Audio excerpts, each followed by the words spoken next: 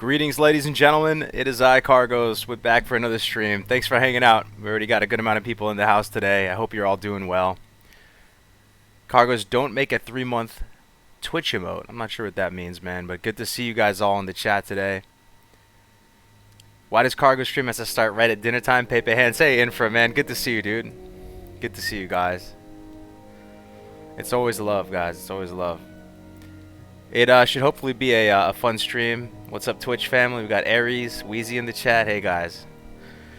Hey, guys. Hey, guys. I was up a little bit late last night. I'm feeling a little bit sleepy, but I don't know. I do enjoy the streaming thing now, guys. It's I never thought I'd see the day. I don't know if anyone was there since my first stream.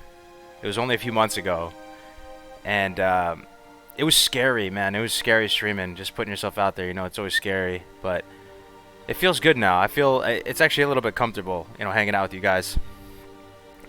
Just talking classic. It's nice. So this is kind of what I have planned for the stream today, guys. I'm gonna be a little bit more back and forth with you guys, hopefully, because this isn't as much of a structured presentation. Some people like that, you know, the structured presentations. This one's more of a work in progress. I just want to talk leveling with you guys. As you know, a lot of you know, leveling is probably my favorite part of the game. And as much as I love dungeons, and as much as I mean, dungeons are kind of part of the leveling process too, right? But as much as I love all the endgame stuff, as much as I love PvP, well, PvP is part of the leveling process as well. I really do feel like leveling is the backbone of classic WoW. Do you guys agree? Without a really good leveling experience where it feels like a journey, and without that platform to stand on where you're able to build relationships, hang out with people, talk in Ventrilo or Discord or whatever, I don't know if the game would be able to really develop that strong sense of community. So I really love leveling, guys. And yesterday, my man Navik, shout out to my man Navik, we were doing some more testing on the PTR. We just dink around, man, just trying new stuff out, see if we can you know, learn anything new. And somehow every time we mess around, we always find new stuff. And I want to share it with you guys. I know some of you may not be into the leveling stuff, but I don't know. It's just a lot of fun to talk about. So I'm going to share some of these thoughts with you guys today. Also, I was thinking that maybe after we get through some of the speed leveling stuff, we could watch some cool videos. There's some videos about speed leveling in particular. I found a couple that I think might be valuable. They don't have a ton of views on them or anything, but it's pretty good stuff. Like, where's this one? I have one pulled up already, actually. Pretty much.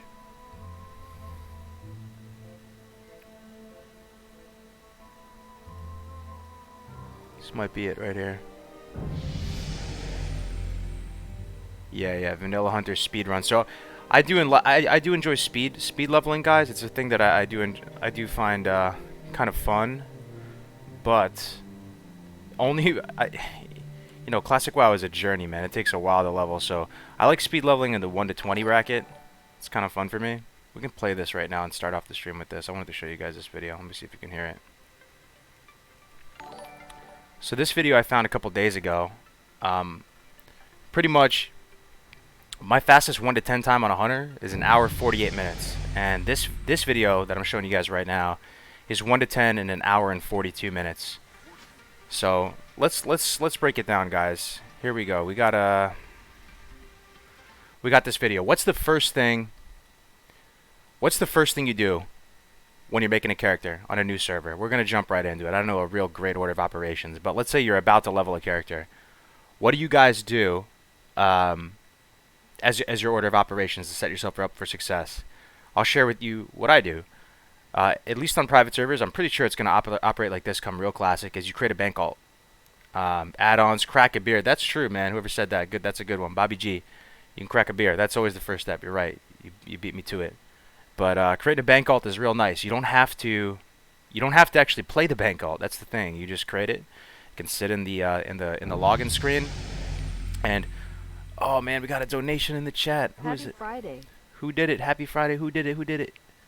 Luca Klemenchik with the $5, man. Thank you. Always buying me coffee, Luca. I appreciate it, man. I appreciate it. So yeah, the first thing you can do when thank you, Luca, is you can create a bank alt. You don't have to log in and play it, but just creating it is enough, and that's going to allow you to send stuff over to them. That's one of the first things. Then yes, you want to get onto add-ons and stuff, but let's keep going with this. So this guy, for those of you tuning in the stream right now, level 10 on a hunter in an hour and 42 minutes. Now this guy's name is Deltoids. I don't know if this guy's related to Colroids or anyone like that. I haven't heard this name before, but this is very much the case. What I'm doing, moving and arranging your add-ons, and your binds. Actually, one thing you can do, it's not going to work from Classic, but having like a template preloaded for your UI and binds is really nice. So you guys know those add-ons, as soon as you log in, you can load up the profile of an old character. That way, you hit the ground running. You load up a profile from, let's say, another hunter, and then everything, the way you have your auto shot set up, everything is good. So another thing, I'll stop right here. He's already doing some 200 IQ stuff right now, guys. So you guys know as a hunter, first of all, let me say that I think 1 to 10 on a hunter is actually pretty quick. A lot quicker than people maybe think. People say 1 to 10 on a hunter is so hard because you don't have a pet that's going to tank for you. You have this dead zone. In my experience, for whatever it's worth, I think 1 to 10 on a hunter is actually pretty nice. You don't really spend any resources to kill stuff, and as long as you're stutter stepping and you're firing off that projectile and then you're moving in a productive direction, you can get off 4 or 5 shots, probably 3 to 4 shots, and then the mob's dead or close to dead oftentimes by the time he gets to you, and you don't really use any resources to kill these mobs. But another thing is that if you're attacking with your bow, that's a separate timer from your melee. That's a separate timer from your melee swing. So as you're going to see this guy going about his business, he's going to try and get full value from his melee attacks as well as his bow shots. So see that? He's tabbing back and forth between the targets. You're shooting the bow, and then he's moving in a productive direction to create space while weaving in melees. You guys see that, right? This is the 200 IQ wizardry level shit you can do in this game when it comes to leveling. This is something I need to work on as well. The most important thing, though, as you guys can see, the auto shot timer is really important. So that little bar that's filling up and down, that's tracking his auto shots. So whenever it's white, it means you can move. When it's red, you shouldn't be moving. So you're going to see him shoot, move in a productive direction, shoot, move in a productive direction, get value out of your melee swing timer and your range swing timer. Let me see what the chat's saying. Hey guys. Hey, Docket in the house. Oh, you've seen this video, Infra? Yeah, this is good. He does some real ones. Ooh, we got some holy crap, dude. What? Hold up. Let me see. Am I tripping right now? Hold up. So we have Aries66 with a Twitch Prime sub. Sarmonic in the house. Hey, what's up, man? Subscribe with Twitch Prime. That's a lot of bits, dude. How many bits is that? Does anybody know? I don't think I've ever got a bit like that. Dude. Is that 10k bits? Twice? Yo, sorry to... Oh my... Dude, that is nuts, man. I don't even know what that is, man, but thank you very much, man. Appreciate it. Sarmonican, always... I can't thank you enough, dude. Holy crap. Yo, Cargo's been watching all your videos and love the Hyper Classic. Me and my friend are going to level Warrior Warlock. Keep the streams and videos coming. Alright, man. Yeah, duo leveling is the way, guys. I want to talk about that, too, in a minute. There's so much to talk about. It's one thing that's really cool, guys. The rabbit hole for content when it comes to leveling is really deep. There's a lot to talk about, and I think it's kind of an unexplored meta. That's $200? No, you're trolling, right? What the? Someone said this $200. Yo, Sarmonican, man. I don't know how to thank you, man. That is crazy. 200. You're keeping a roof over my head, man. Got some more too. T4 Drink 2 and 64 Nano Machine. Twitch Prime subs, man. Yo, thank you guys. Wow, guys, this is crazy, man. Thank you very much for your support, guys. Yeah, dual leveling is pretty much the way, guys. Oh my God, there's another donation. John C with the $1, man. Thank you for the $1, man. It's $200. Holy crap. All right. So pretty much, I believe that dual leveling is the way, guys. So even potentially, unless you're on a hunter, if you're on a hunter, it's potentially not the best line of play because you are so efficient and stuff. And we talked about it the other day when we were doing that dual leveling workshop, right? You don't really have your damage isn't really accelerated so much. In a sense, it is, which I want to talk about today. It's called synchronizing your resource generation. This is something that we were testing out yesterday. It was really juicy. But aside from Hunter, I do believe that if you can find someone who shares a similar play schedule to you and you can commit to a certain time, it is duo leveling is the optimal line of play, and it is so much fun too. It's so much fun, and duo leveling just kind of gives you the keys to the castle, guys. You can really, it's like an unexplored meta. I want to be like a duo leveling advocate because I think it's one of the best ways to experience the leveling content in Classic WoW. The thing that excites me most about duo leveling is not having to deal with getting ganked nearly as much. That's another true, man. The opportunity cost of rolling deep is pretty high, man. It's pretty high. But there's a lot more to it than that. Like you can do weird specs, complementary specs to each other. You can do complementary professions. And one of the craziest things about duo leveling to me, guys, is that it takes classes that are traditionally shit at leveling, warriors, even like balanced druids, paladins, and it puts them up into god tier. And something as simple as changing the leveling format can take a class from tier 4 to tier 1. Really, really cool stuff, guys. I think if you guys give it a shot, even if it's just an alt, you want to level an alt with a friend, it is so much fun to duo level. And I want to talk about some advanced strategies that you can do. As you can see, though, I've been pointing it out before, he's trying to get full value from his ranged auto shot timer, that swing timer, the bow swing timer, auto shot timer, and his melee swing timer. And we can go over it through a couple other runs too. But this guy's off to a good start. He's apparently going to get 1 to 10 in 1 hour and 42 minutes. Which is pretty crazy. Let me skip ahead a little bit here. I didn't see his exact progression, but looks pretty good so far. You can see him stutter stepping.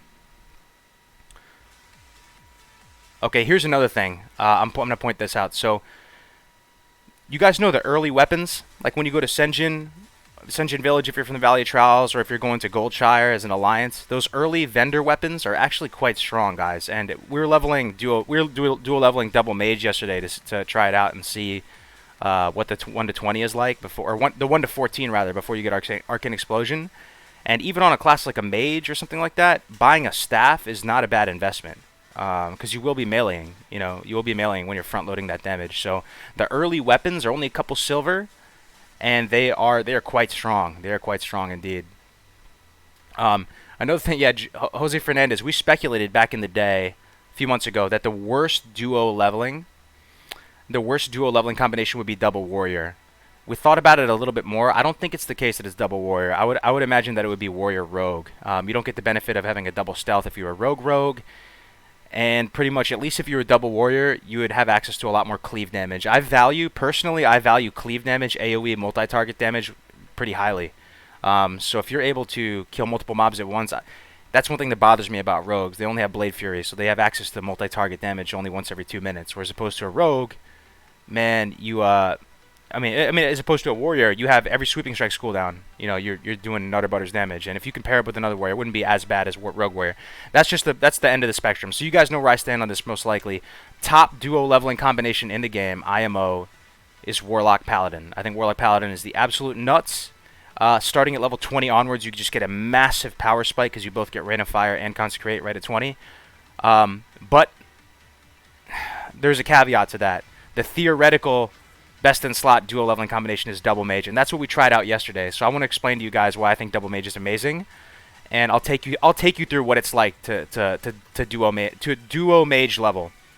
And it might be something you guys want to do. You might want to just duo mage level with a buddy, even if you don't plan on maining a mage, because mages are so good. They have so much utility, whether it's portals, whether it's running friends through dungeons. How fun is that when you get to be most of us will have friends that jump onto the classic WoW train later, and being able to run them through a dungeon and just AoE down stuff. They're amazing dungeon mob taggers, amazing at farming gold. I almost feel like everyone should have access to a 60 mage. So duo leveling mages is the nuts, and we'll explain why in a little bit. But this is one little thing. So this guy right now, he's at Senjin Village. He's like level 6 right now. And this Hornwood recurve bow, 2 silver, 85 copper. It's worth it. It's worth it. I don't know what exactly happened, why he doesn't have silver right here, but I always buy this bow, guys. And then you get the next bow. There's another bow you can buy up at Razor Hill later, the next upgrade. I pretty much will upgrade twice as a hunter. So let's see here. Look at the chat. Hey, what's up, Hypnotic? What's up, man? Oh, we got another Twitch Prime sub. Twisted Fruit, man. Thank you so much. Subscribe with Twitch Prime. Wish I could share Coors with you, mate. Sadly, I'm stuck at work. What are some great add-ons I should get for life? That's a good question, man. So add-ons, I mean, that's the thing. What do you guys think? You think there's going to be add-ons right on launch, especially if there's no beta? I don't know if there's going to be add-ons right on launch, but if you had access to all add-ons, like if it was just a private server right now, I would get Questy, I would get, I would get frames, I would get a swing timer. Pretty much every class in the game benefits from a swing timer. Pretty much every class in the game will benefit from that little energy tick timer, the 2-second tick, so you can track your regen based on the 5-second rule. So I know it seems very, very rudimentary at this point, but if you don't, if you're in combat and you don't cast for 5 seconds, you'll start to passively regenerate mana based on your spirit. So being able to track that is important, and you can just use this energy timer because all ticks in the game are based on a 2-second little timer thing, including the spirit-based mana regeneration. So I'd get that.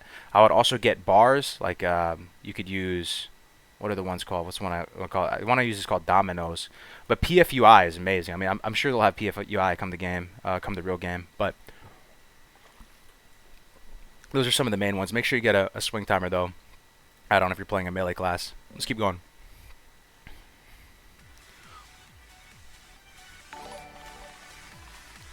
So he's stutter stepping. He's using Serpent Sting, pulling with auto shot. It's good stuff. Raptor Strike, moving in a productive direction, pulling the next one, getting value out of 2 Serpent Stings.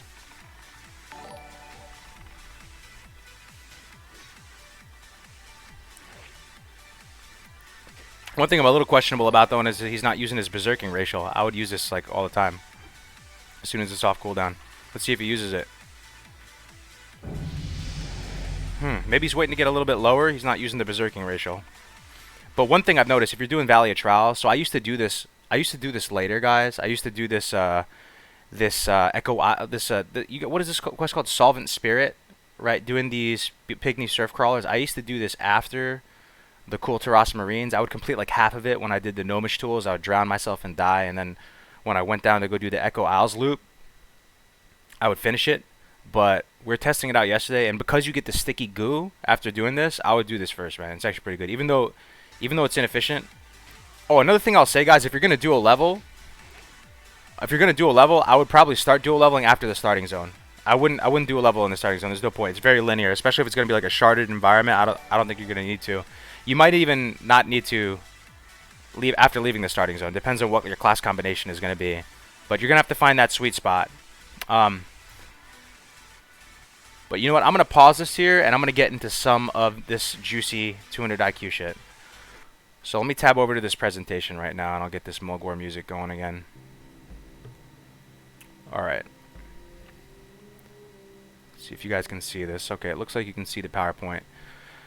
So, you want to dual level, you want to speed level. If you're interested in speed leveling, just know that you don't have to like speed level all the way to 60. Like even if you just don't have that many hours to play, you can still play the game and kind of speed level and then just log out. You know, it's all about beating your own personal best. So even if you don't have time to go super no life 20 hours a day play, just try and beat your own personal best. It's kind of like a personal, challenge to do better than you did the last time before.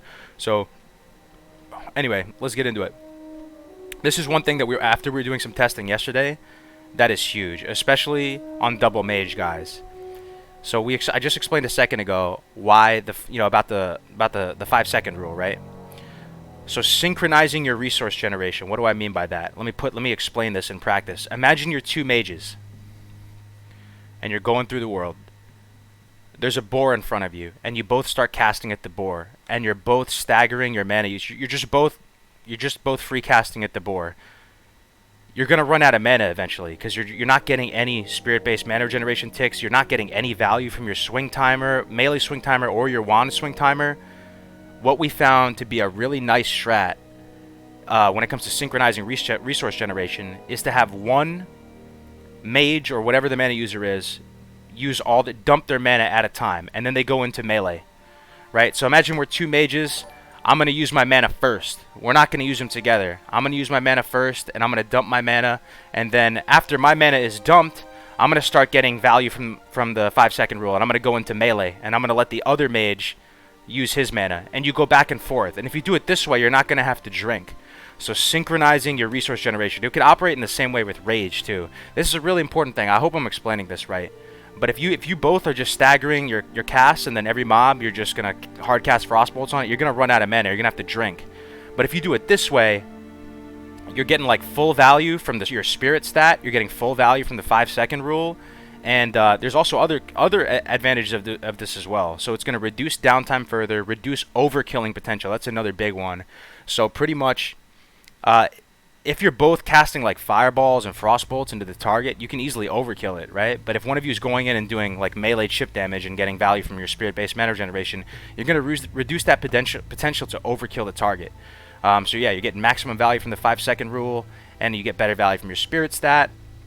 And the same thing with rage generation too. Being able to pool your rage is important. So if you were for somehow playing 2 warriors or something, being able to, you know, control your rage and decide when you're going to burst and when you're not is going to be advantageous. This is a big thing that's going to move the needle a lot. I say that a lot, right? But this is a big thing. And it's not only double mages. If you are dual leveling with another person who's a mana user, this is something you strongly want to consider. Is anybody confused about this in the chat? I feel like this is kind of meta changing right now. Okay, I see what you mean. One guy said it's all a matter of perspective. Wouldn't it be desynchronized resource generation? But if you're playing two classes that utilize mana, synchronizing how you generate your resources is important. That's my point. So you take turns, you go back and forth, right? One person's going to dump their mana first, and they're just going to take the L there. They're not going to generate resources per the 5-second rule. One person is, and you go back and forth. It really makes a massive difference. Okay, good. I know it sounds really basic, Kyle, but a lot of people don't do it, even ourselves included. And yesterday we really tried to put this into practice, and it was a world of difference, man. I mean, it almost gamifies the leveling experience a little bit more too. It turns it into a little bit of a mini game. You're going through the levels and you're like, all right, you go, I go, you go, I go, and you're taking care of business, and it's much more efficient to do it this way. So there's other benefits of dual leveling, guys. I mean, there's a lot of little minor accelerations. This is like the bucket. Yeah. So this is like, yeah, no one should ever sit on 100% mana. That's absolutely correct, Philip. Yeah, that's what I'm talking about, man. I say this all the time, right? Push the limits of your combat efficiency, whatever. This is what I'm talking about. If you're sitting at 100% mana and health, you might be wrong. You might want to think about that. So, being able to stay constantly regenerating and going back and forth with who's spending mana, who's conserving mana, will make a massive difference. There's all kinds of like. Again, for those of you joining the stream right now, I really do believe that dual leveling is like the optimal line of play, unless you're potentially playing a hunter. And there still might be a line of play to make that optimal for that class. But there's all types of minor accelerations when you are dual leveling, when you are speed leveling. Playing in a group will provide. So stuff like one person being able to do professions or vendor while one person starts a quest, or some quest rewards are shared. You loot it and it shares it and goes to both of you. There's all types of little things that get boosted. You know, stuff even like this next slide right here, being able to follow. It's a very simple thing, right? But imagine if you have to take a break, you have to go grab a drink, I have to go grab some more Coors Light, I have to go bio, whatever it is. You can just /follow your partner, you know what I mean? There's a lot of like stuff that's really hard to quantify the value of, but there's a lot of benefit to dual leveling, guys, and leveling in a group in general. So yeah, also threat swapping. This is another one I'll talk about. So when you are when you are dual leveling as well, you can kind of bounce threat back and forth between each other, and the mob's going to be moving to your buddy, then to you, and you can kind of finesse it. And there's a damage mitigation component there as well. All right, let's see what you guys have to say. I've been talking a lot. Hey, Cargos, first time I've managed to get onto your live stream. Hello from Tasmania, Australia. Love the classic content. Keep it up. Hey, thanks, man. That's nice of you, bro. What's up, everybody? Thanks for tuning in. Did you hear about the latest blue text from Blizz on spell batching? When would you start duoing? Which blue post you talking about, man? When would you start duo leveling? I would start. Depends on your class. That's the thing. It depends on your classes. But as a general rule of thumb, what I would say to you, Max, if you guys have any questions about leveling and speed leveling, I'm really passionate about this stuff, guys. Like, just ask.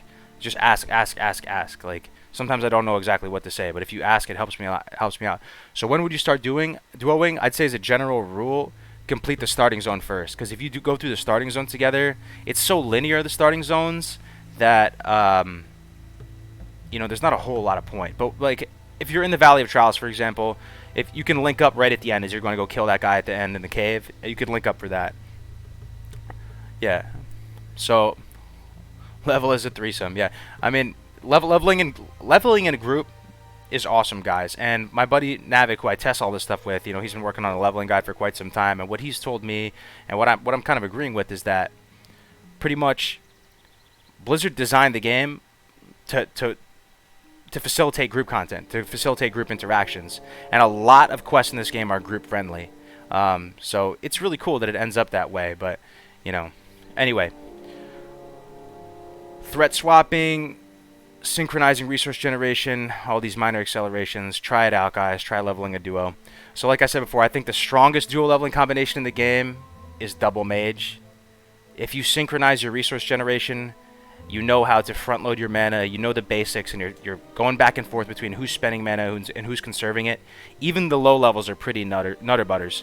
And then once you get Arcane Explosion, it's a wrap. You can start AoE grinding like on a nasty level, guys. If you've never done Duo Mage, it's a really fun thing to try out. You can AoE grind on a nasty level. You can turn any spot into an AoE grinding spot. So much fun. But we're going to go through the classes, and I want to kind of commentate and provide a little bit of analysis on each class and some of the strengths and weaknesses with regard to each class. And if I'm missing something, by all means, help point it out, guys. So we'll start with the Paladin, man. You guys know how I go off on Paladin, right? Cargos, I really need your opinion knowledge. I'm super confused in terms of what to play when official class gets released. I'm thinking about playing an Ellie Shaman right now. Yeah, Ellie Shamans are great, man. They're actually a lot more mana efficient than people thought, too. I mean, once you get into the 40s, you can go Ellie and do pretty well with it. But again, dual leveling is a game changer, guys. Like, it's so hard to comment. It's so hard for me to talk about leveling now that I feel like the meta has shifted. I think duo is the most efficient line of play, guys. It is a very strange thing that I find myself saying, but I do. So this is changing the meta right now. Like, for the longest time, people say, what are the slowest leveling classes? Paladin, Warrior. All of a sudden, if the meta has shifted in a way where duo leveling is super viable, those classes are actually super strong. And they're some of the best levelers. So solo leveling and duo leveling, I would say, is these two different things, man.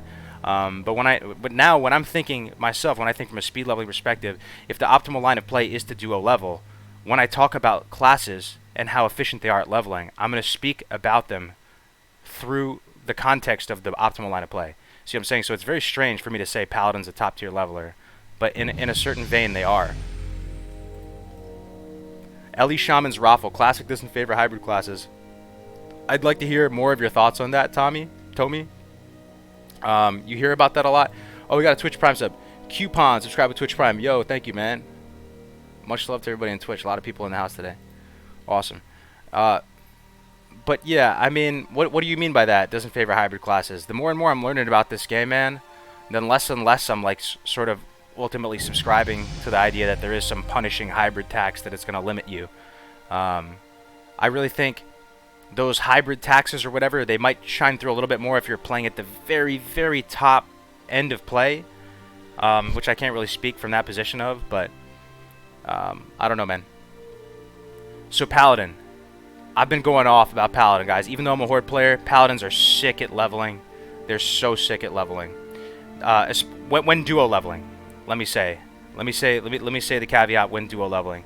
Their main weakness to me is their low single target damage. So if you're out by yourself doing single target damage, it's going to be pretty slow, especially without being able to sit proc Reckoning. But in a duo leveling context, they are extremely versatile. You can play them as a healer, you can play them as a tank, you can even play them as Ret DPS as well. Very versatile. You can tank heal DPS. You're literally, all you have to do to completely change your playstyle as a Paladin is to throw on a different aura, throw on a different buff, and you're good to go. And it's going to radically change the way you approach it. Semi-geared ELE Shaman can run any class in PvP and carry bags. Don't listen, taught the haters. I think we're going to see a lot more Ellie Shamans this time around, man, based on what we've learned on the private server scene. Thank you for the $5, old school Mark. Yeah, I mean, Ellie Shamans can delete people. They can delete people. They might be the best at deleting people with their little wombo combo. But Paladins, man, like the fact that you're double dipping you're double dipping into the value of your buffs is insane. Throwing on a different aura for the right situation. Even if you're killing like fire elemental or something, you throw on the fire resistance aura. If you're going for a single target line of play with your partner, you throw on Devo aura. If you're going for the AoE tanking build, you throw on Ret aura. All the auras can make such a big impact, and the blessings. Wisdom's amazing, Salvation's amazing, Sanctuary's amazing. Yeah, I mean, like I said, Wisdom, but also Light. That's what I'm thinking of. Light is insane. You put a Blessing of Light on someone, you're going to be able to heal them no matter what spec you are, no problem.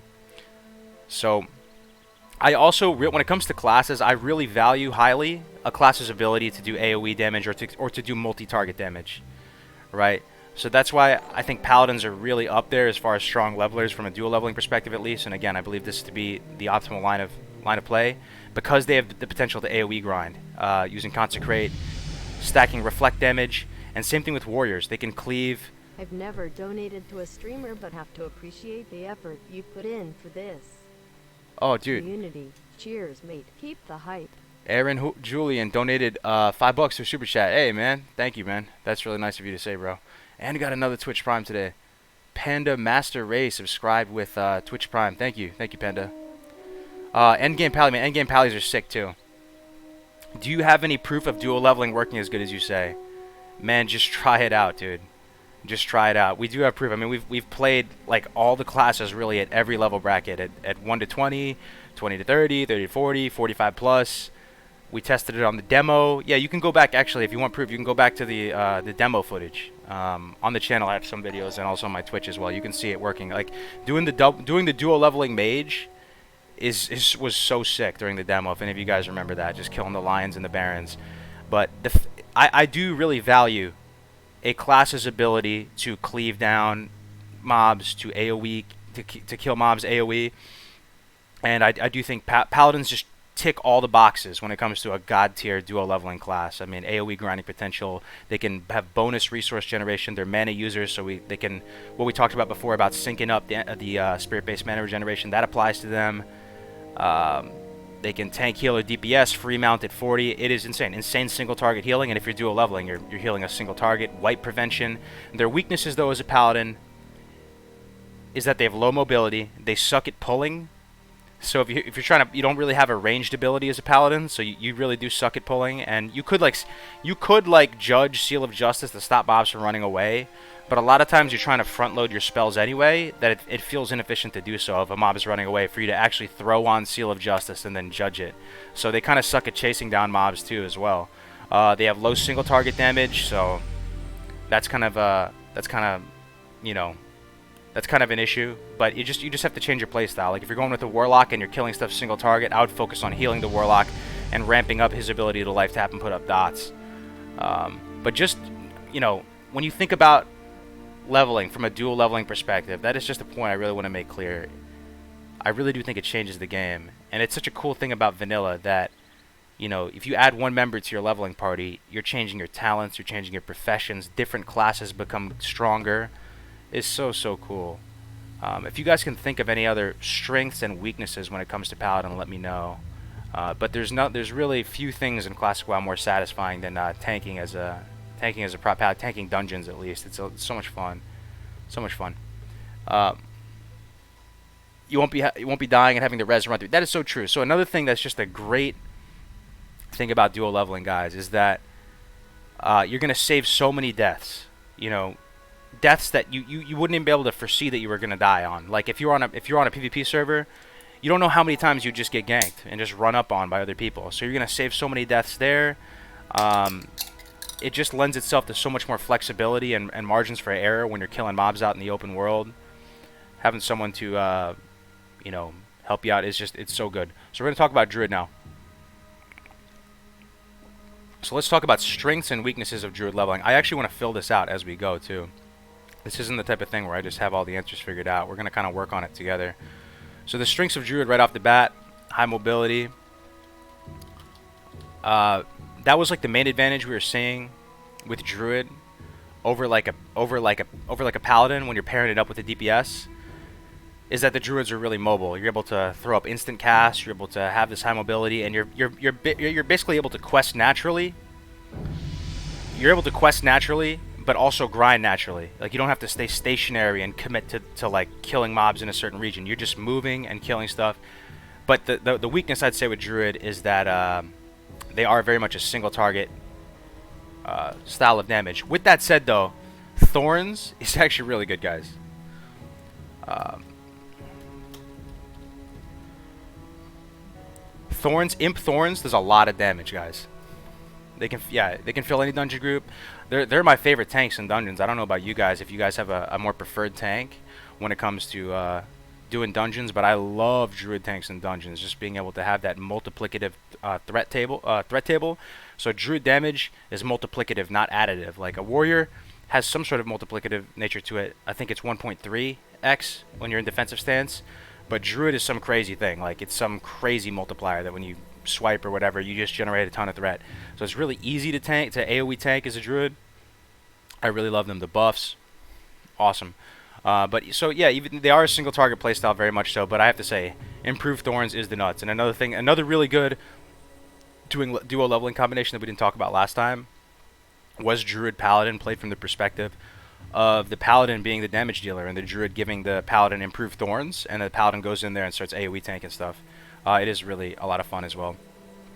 So other strengths to Druid leveling. Let's see here. And we won't only talk about duo leveling. I want to talk about single target leveling as well. So I do think Druids are a tier 1 leveling speed class. It's hard exactly to know where to put them. I struggle more and more each day knowing how to rank classes, like, and to put them in a specific numerical order, because it just feels bad, man. Like, it feels like too much of a generalization. But Druids are highly capable levelers, let me tell you. And here's another tenet, guys. Here's another tenet. And I want to see what you guys think about this. So I used to think that grinding supplemented by questing was the best way to level, and to do it solo. And it's so crazy. This game makes you come full circle. That used to be kind of my position on things. Like primarily grinding, like going to the optimal area to grind. Like if you're a hunter going to kill low armor target mobs, to target low armor mobs with low health and stuff, and just grinding there and weaving in quests naturally between grind spots. That was my preferred line of play, and what I assumed to be the best way to level. Now I've kind of come full circle on it. I believe that if you know how to quest super efficiently, it's the way to go. And Druids excel at questing really efficiently because they have that amazing mobility, right? So this is where a Paladin actually might suffer in some respects, in the fact that they're slow mobility-wise. It's something to think about. So like a Druid's playstyle, if they were speed leveling to 60, would be very, very much so different than a Mage's playstyle, if that makes sense. Hold on, 1 second here. A Mage's playstyle. Let me just. So a Mage's playstyle is pretty much going to be AoE grinding for the most part. Like once you're able to AoE grind, you want to go to these high mob density areas, you're going to want to AoE grind. A Druid's playstyle is going to be very different. You're going to be questing, and you're probably going to try and minimize grinding and to just move from point A to point B to point C as efficiently as possible. The other strengths of Druid, let me pull up their talent tree. I think it'd be kind of cool to talk about their talents a little bit. I should probably do that with Pallies as well. So let's talk about Druid leveling talents, man.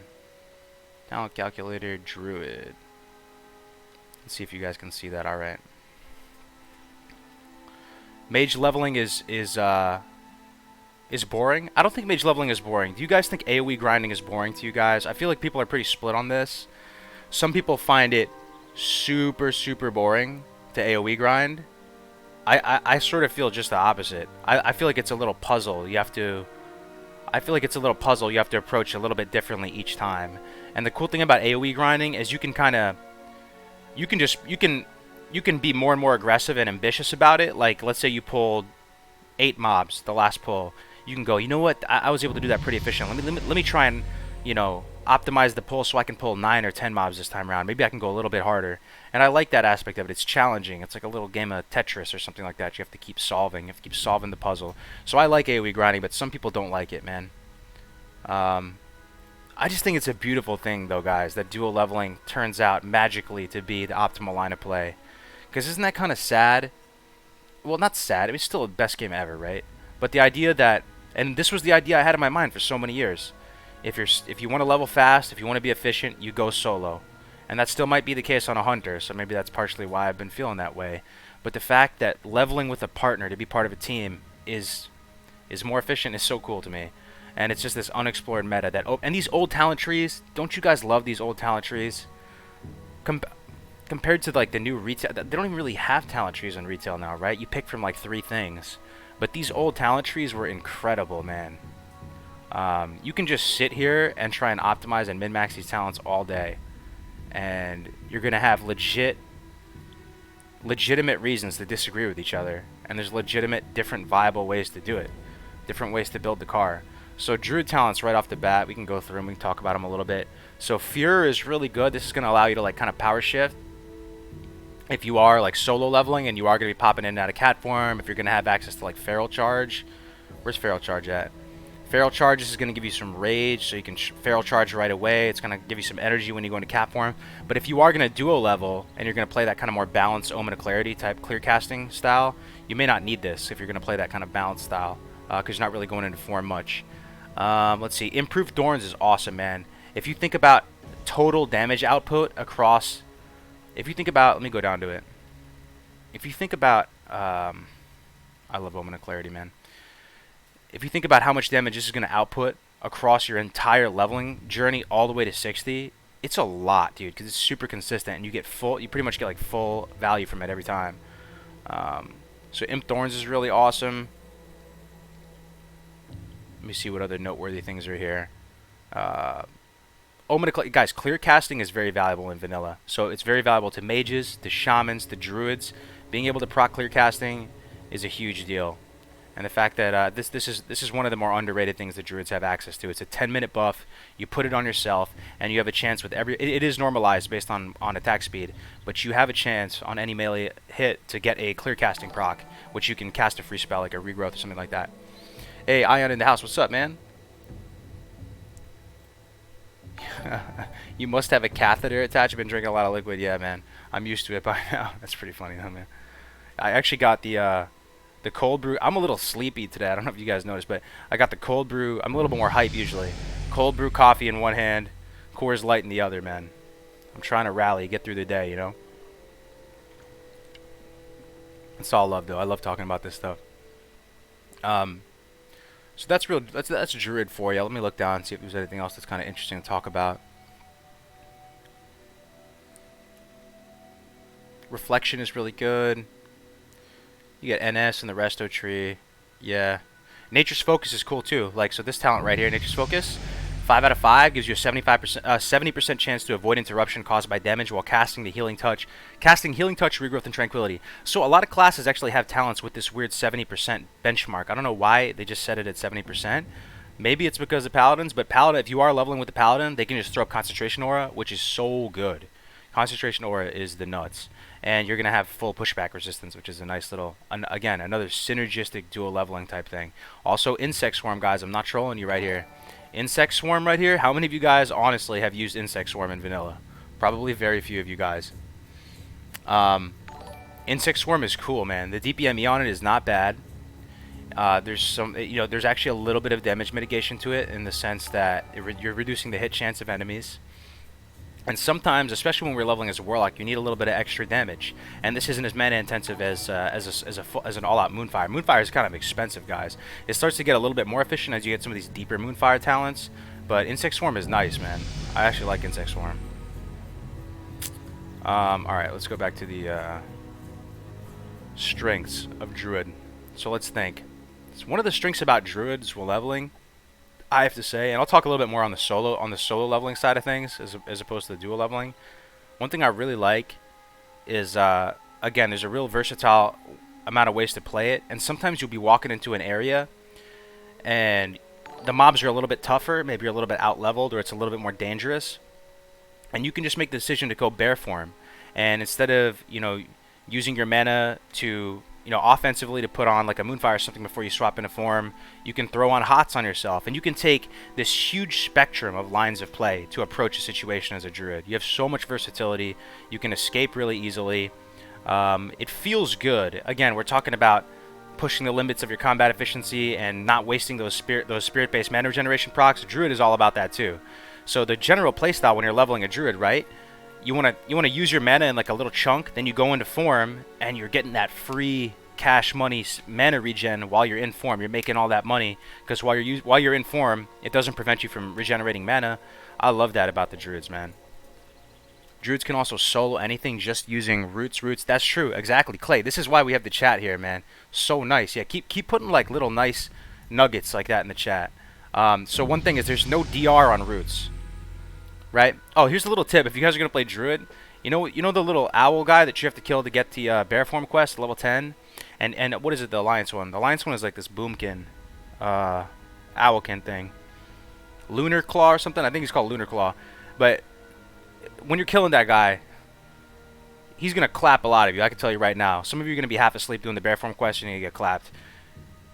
Use Entangling Roots. If you're trying to like attrition something out as a druid, Lunaclaw, that's right. Yeah, Lunaclaw. Yeah, if you're trying to attrition something out as a druid and like really have that real long-winded damage condition, just keep spamming Entangling Roots, man. Entangling Roots has a dot component to it. You guys got to realize there's no diminishing returns on Entangling Roots. You can keep spamming it, and it's got a dot to it, and it's not even the worst dot. And pretty much, even if you were, when we were doing dual leveling as a druid, sometimes it's not worth it to hard cast that Entangling Roots.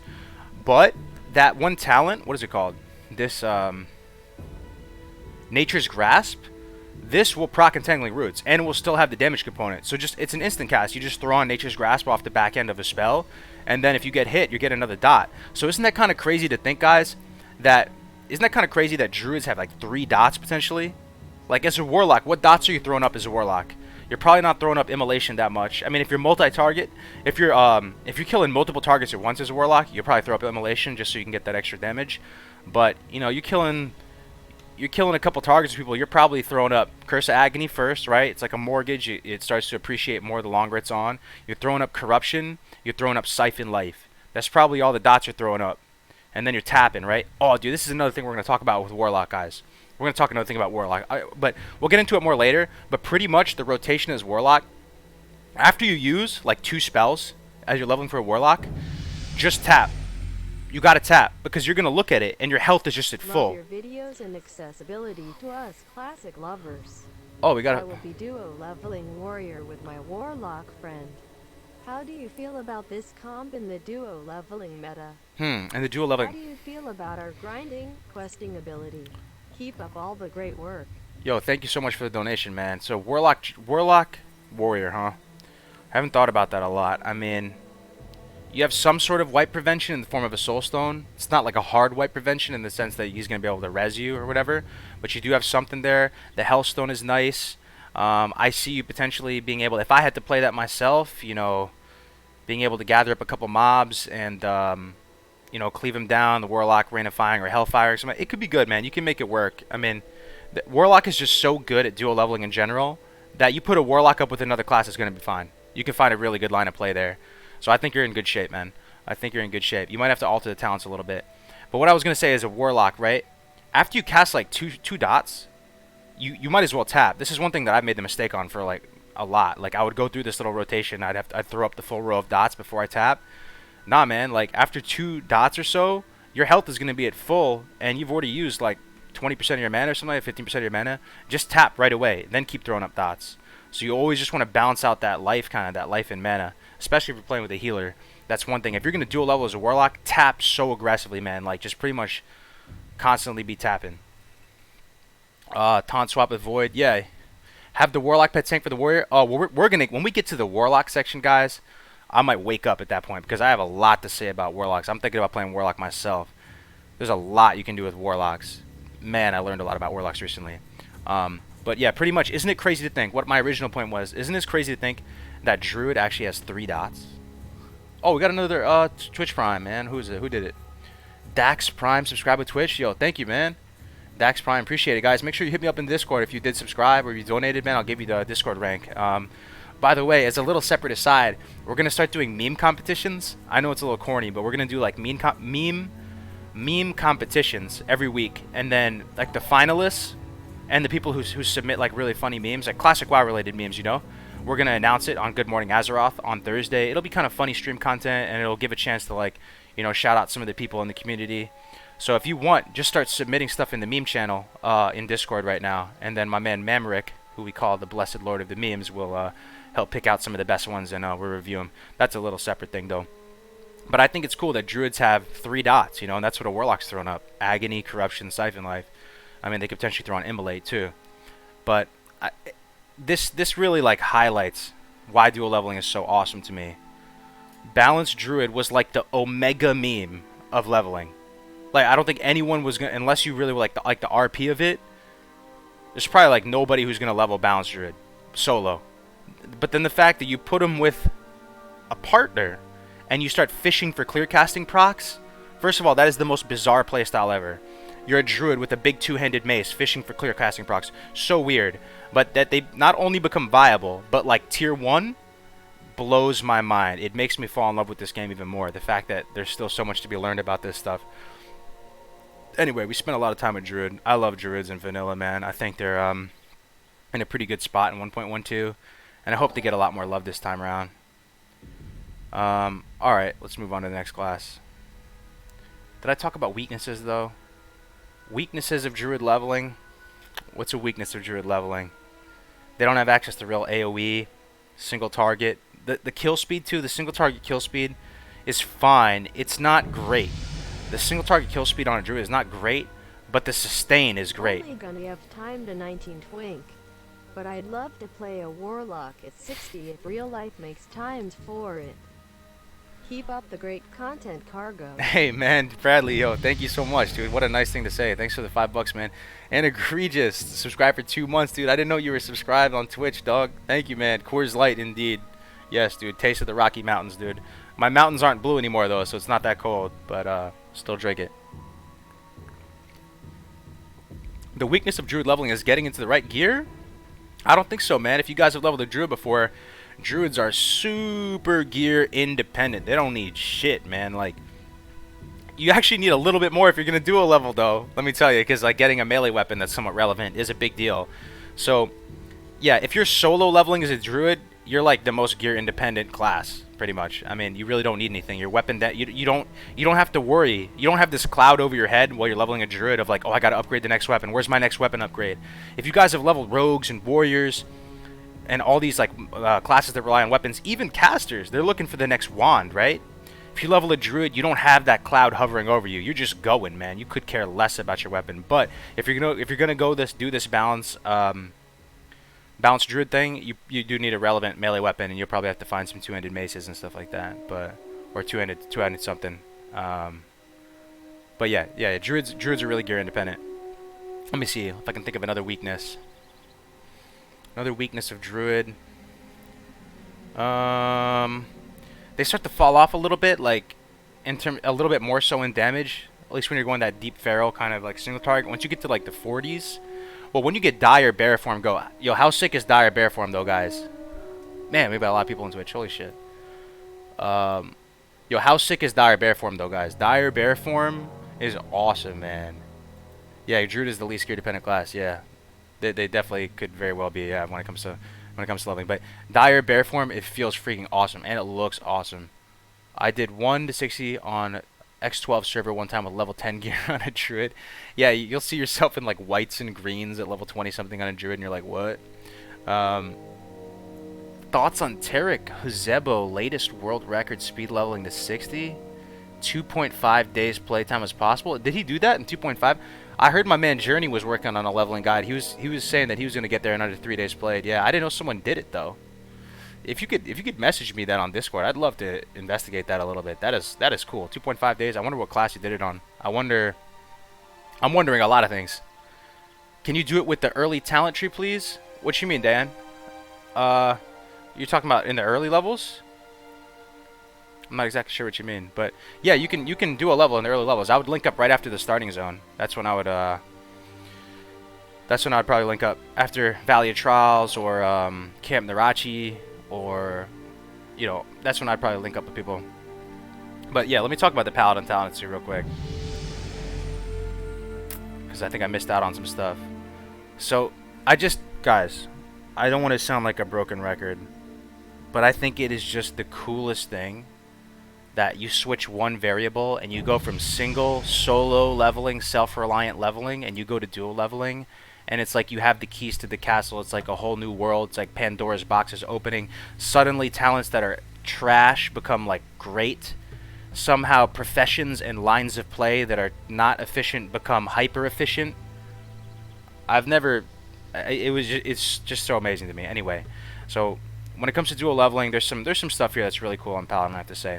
So spiritual focus is great. This like you're more likely to go holy, right? If you're duo leveling is what I'm saying. Like if you're going solo, you're probably going to stick with deep ret, especially because you can't proc reckoning. You can't sit proc reckoning, so you're probably going to go lean more towards holy and get consecration. That's how I would level a paladin. Spiritual focus is insane. If you have 5 out of 5 spiritual focus, it gives you a 70% chance to not lose casting time when you take damage. If you throw it on concentration aura, it's 100%. So you have full pushback resistance. You can legitimately have 900 mobs attacking you, and you just free casting holy lights in their face. So cool. Another thing on Paladin, this is how I play it.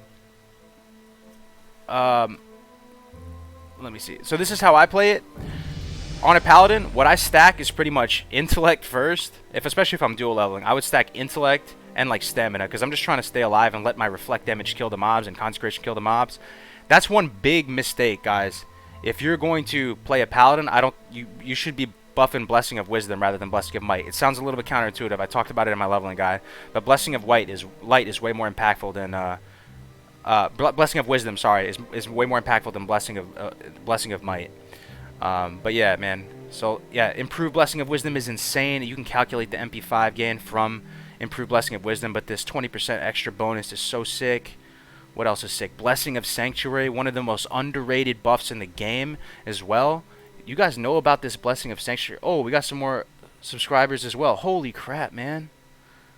Astral Relic, Ozubok, and Haunted 1987. Thank you guys. Thank you for subscribing, guys. Oh, really nice. So nice of you. I really appreciate the support, my man. So Blessing of Sanctuary, if you guys know what Blessing of Sanctuary... First of all, readout. Alright, guys, look at readout. Let me read readout if you don't know what readout is. Increases your chance to block attacks with your shield by 30% after being the victim of a critical strike. Last 10 seconds or 5 blocks. So this was so nuts when you could on-demand proc it, right? It's not going to be as strong without that, but when you could on-demand proc readout and on-demand proc reckoning, paladins were just absolute monsters, dude. But anyway... This, where is it? Blessing of Sanctuary is amazing reflect damage, and it's something to keep in mind that I find it's amazing. Like, so you know how people say Alliance don't have smart, I mean, that Shamans have smart healing. Agreedus is in the chat right now, right? Agreedus, you were telling me the other day, we're working on the Shaman guide. So, alright, so pretty much, Shamans have smart healing, kind of, right? With Chain Heal, you have this script that's on your side working for you, and it's going to bounce and target the lowest health targets and bounce around and all this. So Alliance sort of have it in like an indirect sense. Blessing of Sanctuary is kind of a smart heal, except instead of actually healing damage, it's reducing damage dealt from all sources by a certain amount. But the real key thing is here is this is not going to be subject to like overheal or anything like this. Blessing of Sanctuary is sick. You're saving your raids so much damage, you get value from it every time, and it's like the Alliance version of smart healing as far as I'm concerned. It's just a different kind of healing in a sense. Anyway. I hate how Reckoning and Readout work with being crit rather than just taking damage like in TBC. Sanctuary is a blanket raid dampening effect. That's a really nice way of saying it. Oh, nice, man. Donation 10 bucks. Astral Relic. Not much, but I love your videos and want more. Thank you, man. For the Twitch Prime sub and the 10, man. Appreciate it. So yeah, pretty much. What was I saying? Yeah, that's a really good way of explaining it, Egregious. Sanctuary is a blanket raid dampening effect, but it is so sick though, right? Like the fact that it doesn't overheal, and I personally love that you can have like a prot pally in the raid, you know? You can go deep enough to get Blessing of Sanctuary and have that be super viable, and then you can leave that raid and like tank heal DPS. I think that'd be a really fun thing to play in Classic, to be like the Blessing of Sanctuary Paladin. Let's see what else is kind of interesting in here. One thing that's kind of underrated, guys, is Pursuit of Justice. This is another cool Paladin talent. First of all, Benediction is sick, man. But what do I usually go after this? Then I usually go Judgment, then 3 into parry, right? Yeah, so Pursuit of Justice is pretty sick, guys. Increases movement speed and mounted movement speed by 8%. The key thing here that people miss is it's actually also mounted movement speed. It's also mounted movement speed. And it's almost as fast as Blink. Did you guys know that? So Pursuit of Justice. Oh, God, another donation, man. Another beer ski on me, broski, doing such good work. Yo, thank you, guys. You guys are freaking nice today, man. Thank you. I do appreciate it. I'm feeling a little bit tired today, so that's definitely cheering me up, man. Thank you, Bradley. So Pursuit of Justice is not only movement speed, but it's mounted movement speed. Another on me, browski, doing such good work deserved. Beers for the boys, yeah, man. This one's on you. Yes, the early talent tree is different. Yes, Doyen. I don't know how to access that though, man, and we're not going to be playing with it come Classic, so I don't know the merits on reviewing that. But Pursuit of Justice is like almost Blink. Isn't that weird? We were testing that out. This 8% is not bad. Like I'm pretty sure Blink beats it out, but not by that much, right? And I think a lot of people when they think about, you know, Mage having Blink, they see that as a major movement speed bonus. At least I sure did. And I didn't really realize that Pursuit of Justice is somewhat close and somewhat comparable in terms of the movement speed it's going to provide for you. So Paladins, you know, they still are kind of potatoes in terms of how they move, but it's not like the worst thing ever. This is also pretty impactful end game too if you were to be the spec because you could you don't have to get that boot enchant. But what else is interesting about Paladin talents? Let's see here. Repentance is kind of dope. So you know how Seal of Command gets a bonus damage when the target is stunned? Well, it also works with Incapacitate. So if you're really trying to burst stuff down, you can also Repentance it. So you could run up to it. You could I think Repentance has a longer range than Hodge, right? Correct me if I'm wrong. But Repentance you can use from farther away from Hodge. It's got to be, right? So you Repentance, then you can get up into melee range, or you get closer, whatever. Then you can Judge. You know, you can Judge from range as well. So you could Repentance, Judge, reapply the seal, attack, stun, Judge again, and that's like that's a little wombo combo of burst right there if you really needed to use that. So Repentance is kind of cool in that respect. Let me see if anything else is cool. I love Holy Shield. It is great. Once you guys get Consecration, this is a fun thing, guys. Once you get Consecration, your tanking ability as a Paladin is sick. The way the Consecration interacts with Righteous Fury, which is your threat generator, that buff, and Retribution Aura, oh man, dude. As a Paladin tank, you feel like unstoppable. You feel like you have so much impact, and you can heal yourself too. As a Paladin, like I remember tanking SM as a Paladin, and you put down the Consecration, and like let's say your healer can't keep up, you throw on Concentration, or you can just heal yourself. How crazy is that? You can just free heal yourself while tanking. And you can make big plays on a Paladin. Let me just say that, guys. So we talked enough about Paladins. I'm on a little bit of a Paladin trip right now. Talked about Druids. Let's talk about Hunters, man. My one true love. My one true love. So like I said before, 1 to 10 on a Hunter. A lot of you guys might be turned off by it, but at least from my perspective, I think 1 to 10 on a Hunter is actually really quick. Maybe not the quickest. I was thinking about this. What do you guys think? What do you guys think the number one fastest 1 to 10 leveling class is? Let's take a little bit of an engagement stop here, a little bit of a break. What do you guys think the fastest 1 to 10 is? Can you please explain the Paladin AoE leveling build? Does it even work? Yeah, it absolutely works for Rin. So basically you're stacking reflect damage. You put on Retribution Aura, which deals chip damage back to people that are hitting you.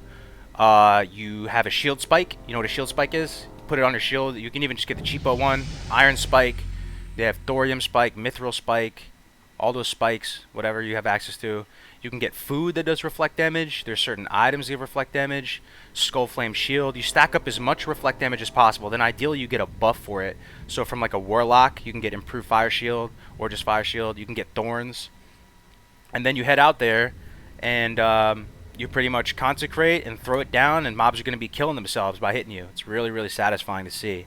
And based on whether you need health or mana, you can judge light or wisdom accordingly as the situation dictates. What will be your preferred way to make money in Classic Cargo? That's a good point, man. That's a good question. So it depends what I'm going to play. If I play Warlock, if I play Hunter, there's no Dire Maul in the game. That's a big game changer, guys. No Dire Maul in the game. So you're not going to be able to do tribute runs, at least not right off the bat. If I was a hunter, I'd probably go into Maradon or Maradin, whatever you want to say it. So I would go to Maradin, or I don't know, man. I don't know if I would ever. I never was really part of the Devil Sword Mafia. I have friends that were doing the Devil Sword Mafia and cartel thing, but I don't like being tethered down that much. I don't know if you guys agree. The fact that you have to go there and fight and help people out whenever they call you, whenever they need you, I'd rather just chill by myself and do Maradon and just handle business myself. Some classes need, need a little bit more help of making gold though, so that's something that's valuable to them. But if I was a hunter, I'd probably just get herbalism, and there's no dire maul. I'm saying I'd probably get herbalism, and I would do dire maul. And I would do Maradon princess runs, and I would use like probably a wind serpent. I would stack nature resistance on it, or like a carrion bird, and pretty much do princess runs and get the ghost mushrooms. That'd be my way to go. It's probably like 60 gold an hour, so 65 gold an hour.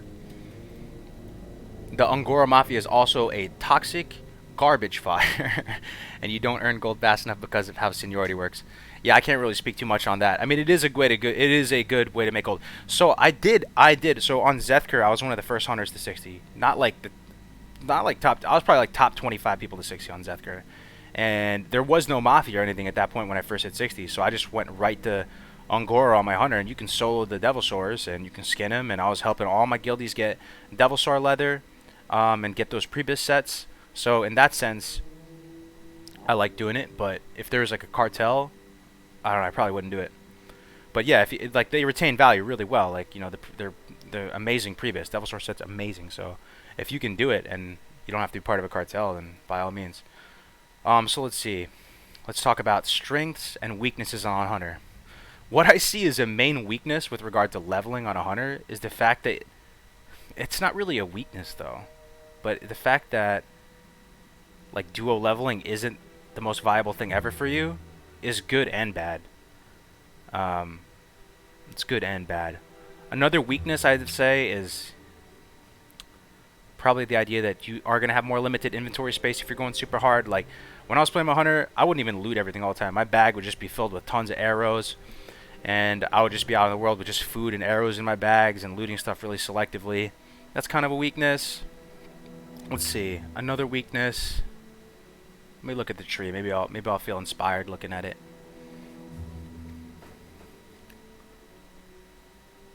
I mean, it's not so much a weakness, but having to tame all the pets and get all the ranks will slow you down a little bit. Yeah, they don't have much weaknesses when it comes to leveling. Hunters are built to level. They're built to play, man. Their strengths is that they are super efficient at single target grinding. Super efficient. Now, you're not like AoEing stuff down like a mage or something like that, but you can just go from target to target. You can preemptively send your pet to the next target. You have really no downtime other than having to stop and replenish arrows and stuff like that. Super efficient at single target grinding. One of the best. So I mean, this isn't rocket science, guys. This isn't rocket science. This isn't rocket science, but do you guys agree that if you are on a class that is hyper efficient at killing stuff, that you would value grinding higher, right? So you would value grinding more highly on a hunter than opposed to, let's say, a druid or another class that is more of let me think of a good example. I mean, there's a lot of really efficient classes, but maybe even a priest or something like that where the single target kill speed isn't too high. Like, you would value grinding higher. So that's just a little general thing you want to keep in mind. Like, if you are a class that can kill stuff super efficiently, factor that into your line of play. Other strengths, man. You can make big plays in dungeons. You have Feign Death. Feign Death is a great strength, guys. The fact that you can it's like your get out of jail free card. The fact you have Feign Death so much all the time is insane.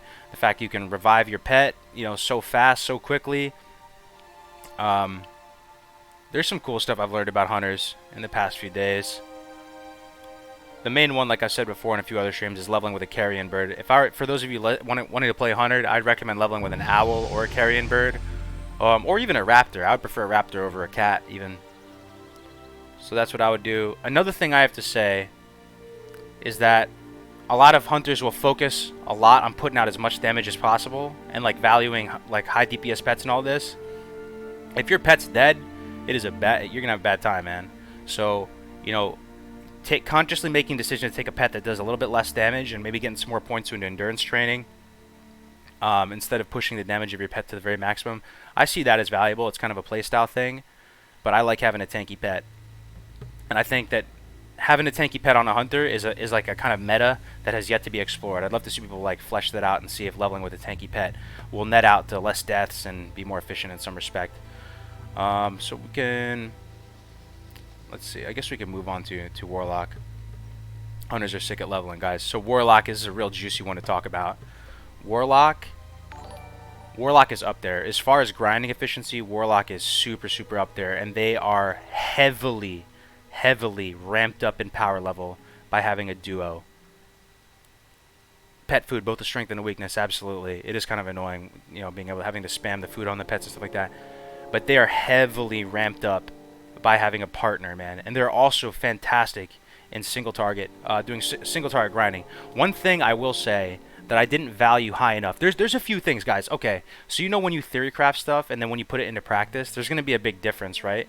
Stuff that looks good on paper, once you actually do it, a lot of times it's kind of bad. So, and this might be kind of counterculture, fuck it, but like even talents like Nightfall, I valued this so highly going into it. It looks so good. Gives your corruption and drain life spells a 2% chance. Well, I guess it's 4, right? Let me go down to it. Whoops. Let me go down to this thing here. Yeah, so at max rank, it gives your corruption and drain life spells. So that's siphon life, corruption, and drain life. All will give you a 4% chance to proc Nightfall. So here's the thing about Nightfall. Yes, it's really sick in PvP. It is really sick in PvP. Nightfall is fantastic. But when you're just like doing solo grinding efficiency with Nightfall, the Shadow Bolt isn't free. So it can potentially mess up your spirit-based mana regeneration, you know, if you're trying to start regenning. The other thing is that it often overkills, and Shadow Bolt does a ton of threat.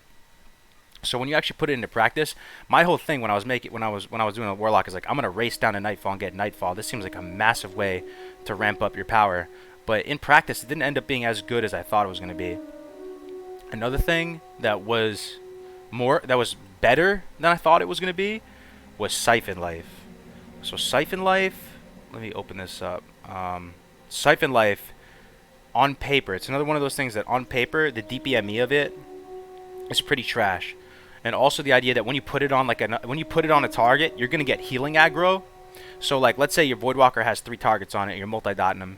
If you put Siphon Life on one of them, the other 2 are gonna come at you, unless you like taunt them back. So I was thinking that Siphon Life was gonna be pretty bad, and that you wouldn't use it, or wouldn't use it as much. It actually turned out to be really nice. Siphon Life is actually pretty fantastic. Like the little bit of healing it gives you really makes a big difference on a Warlock. I don't know, like when you're leveling one, you really feel it. And the fact that it's instant, and the fact that it just slots in really nice in practice. I did really enjoy Siphon Life, and my rotation ended up being Agony, Corruption, Siphon Life, and that was pretty much it. I would like Agony, Corruption, Life Tap, Siphon Life, and then just start wanting it. It was really solid. So that's the thing. Like Siphon Life was better than I expected. Nightfall was a little bit worse than I expected. Nightfall proc, always loved that animation. Yeah. I mean, that's the thing. Like, and if you Nightfall a mob with a Shadow Bolt, like you could do it. It's honestly best used Nightfall once it procs, like as the mob is dying. The mob has like 10% health, and you're like finishing it. It'd be really good. And it might be better in a duo leveling context because maybe you don't have to worry about mana so much, and you're just going to get healed and you can just continue to life tap. But, yeah. That's one thing. Okay, here's one thing about Warlock leveling, guys. Listen up. If you're half asleep right now, this is awesome. I think this is kind of fresh. This is fresh, hot content right now. So most of you that are playing Warlock probably saw my guide on Warlock leveling, right? And how there's this triangle trapping method, where as soon as you get your imp, you can get your imp pretty much immediately. It's a little bit harder for Alliance, but you get your imp pretty much immediately. And then you have your imp get aggro, and then you strip the aggro away from it, and by the time the mob gets to you, the mob's dead. Now, I don't know why, but I figured in my head that once you get a Voidwalker, that would stop being good. I don't know why. You have this big new pet, your big new Blueberry. Blueberry Voidwalker tank. Super good, right? And yeah, Voidwalker's good. But if you're like a super good player, You can continue to do that on the Imp. The Imp has sick regen, it does sick damage, and if you were to get improved Imp, you can continue to triangle trap. And if you put like a really, really good Warlock player who is like speed leveling for the money, there's a very high likelihood that he's going to use Imp for like a good amount of time until maybe it's going to be a problem. Then he's going to summon the Voidwalker. My main point here is that Imp is actually kind of a badass. He regens super fast. And in a duo leveling context where you can get extra value from this Fire Shield, you know how we're talking about how good Thorns is? Imp is actually kind of a badass. And one thing that's kind of cool too is that, oh hey guys, lots of new people coming in. I missed some stuff. Got some, oh there we go, yeah, biddies. 64 nano machine, 100, 300, 400, 500 bits, man. Thank you very much, man. Hey, thank you, man. Appreciate it for the bits, my friend. Much appreciated. So pretty much, I used my Imp from 1 to 16 vanilla. It wasn't a problem ever. Yeah, so Imp is actually pretty good, guys. Even after you get the Voidwalker, it does a lot of damage. You can still triangle trap with it and finesse the. You don't necessarily need this like hard taunt on auto cast on the Voidwalker. You know, it's the type of thing where like a penny saved is a penny earned. If you're gonna kill stuff faster, you know, that's kind of valuable.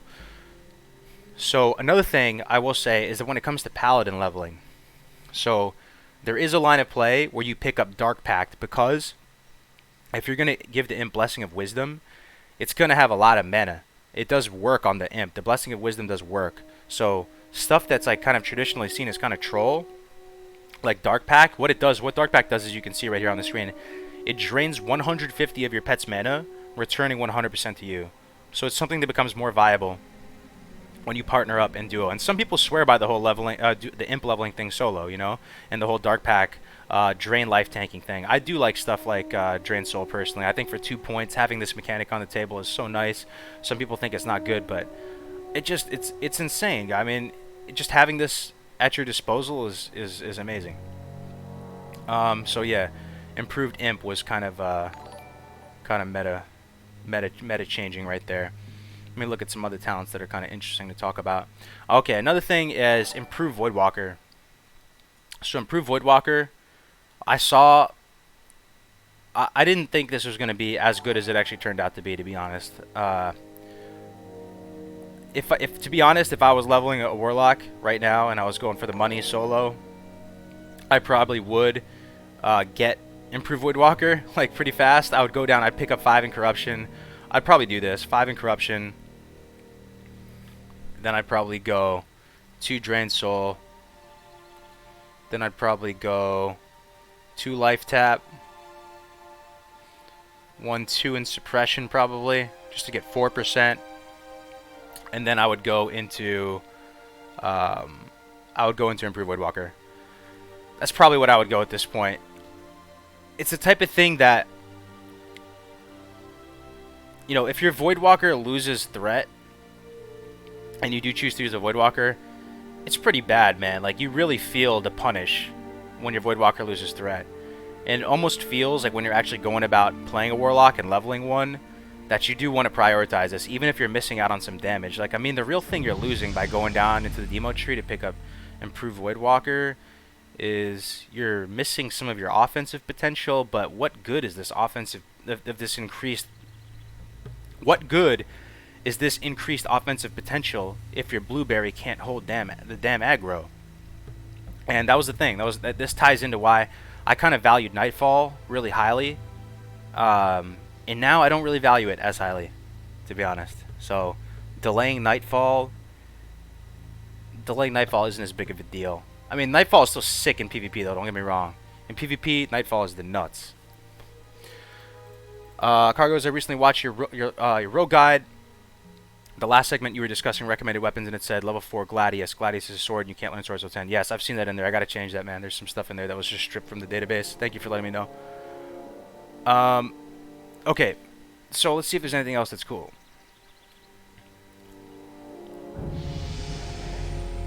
What do you guys think about Soul Link?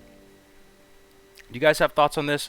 Maybe I'm biased. I just love the idea of Soul Link so much that I'm trying to find a way to make Soul Link good.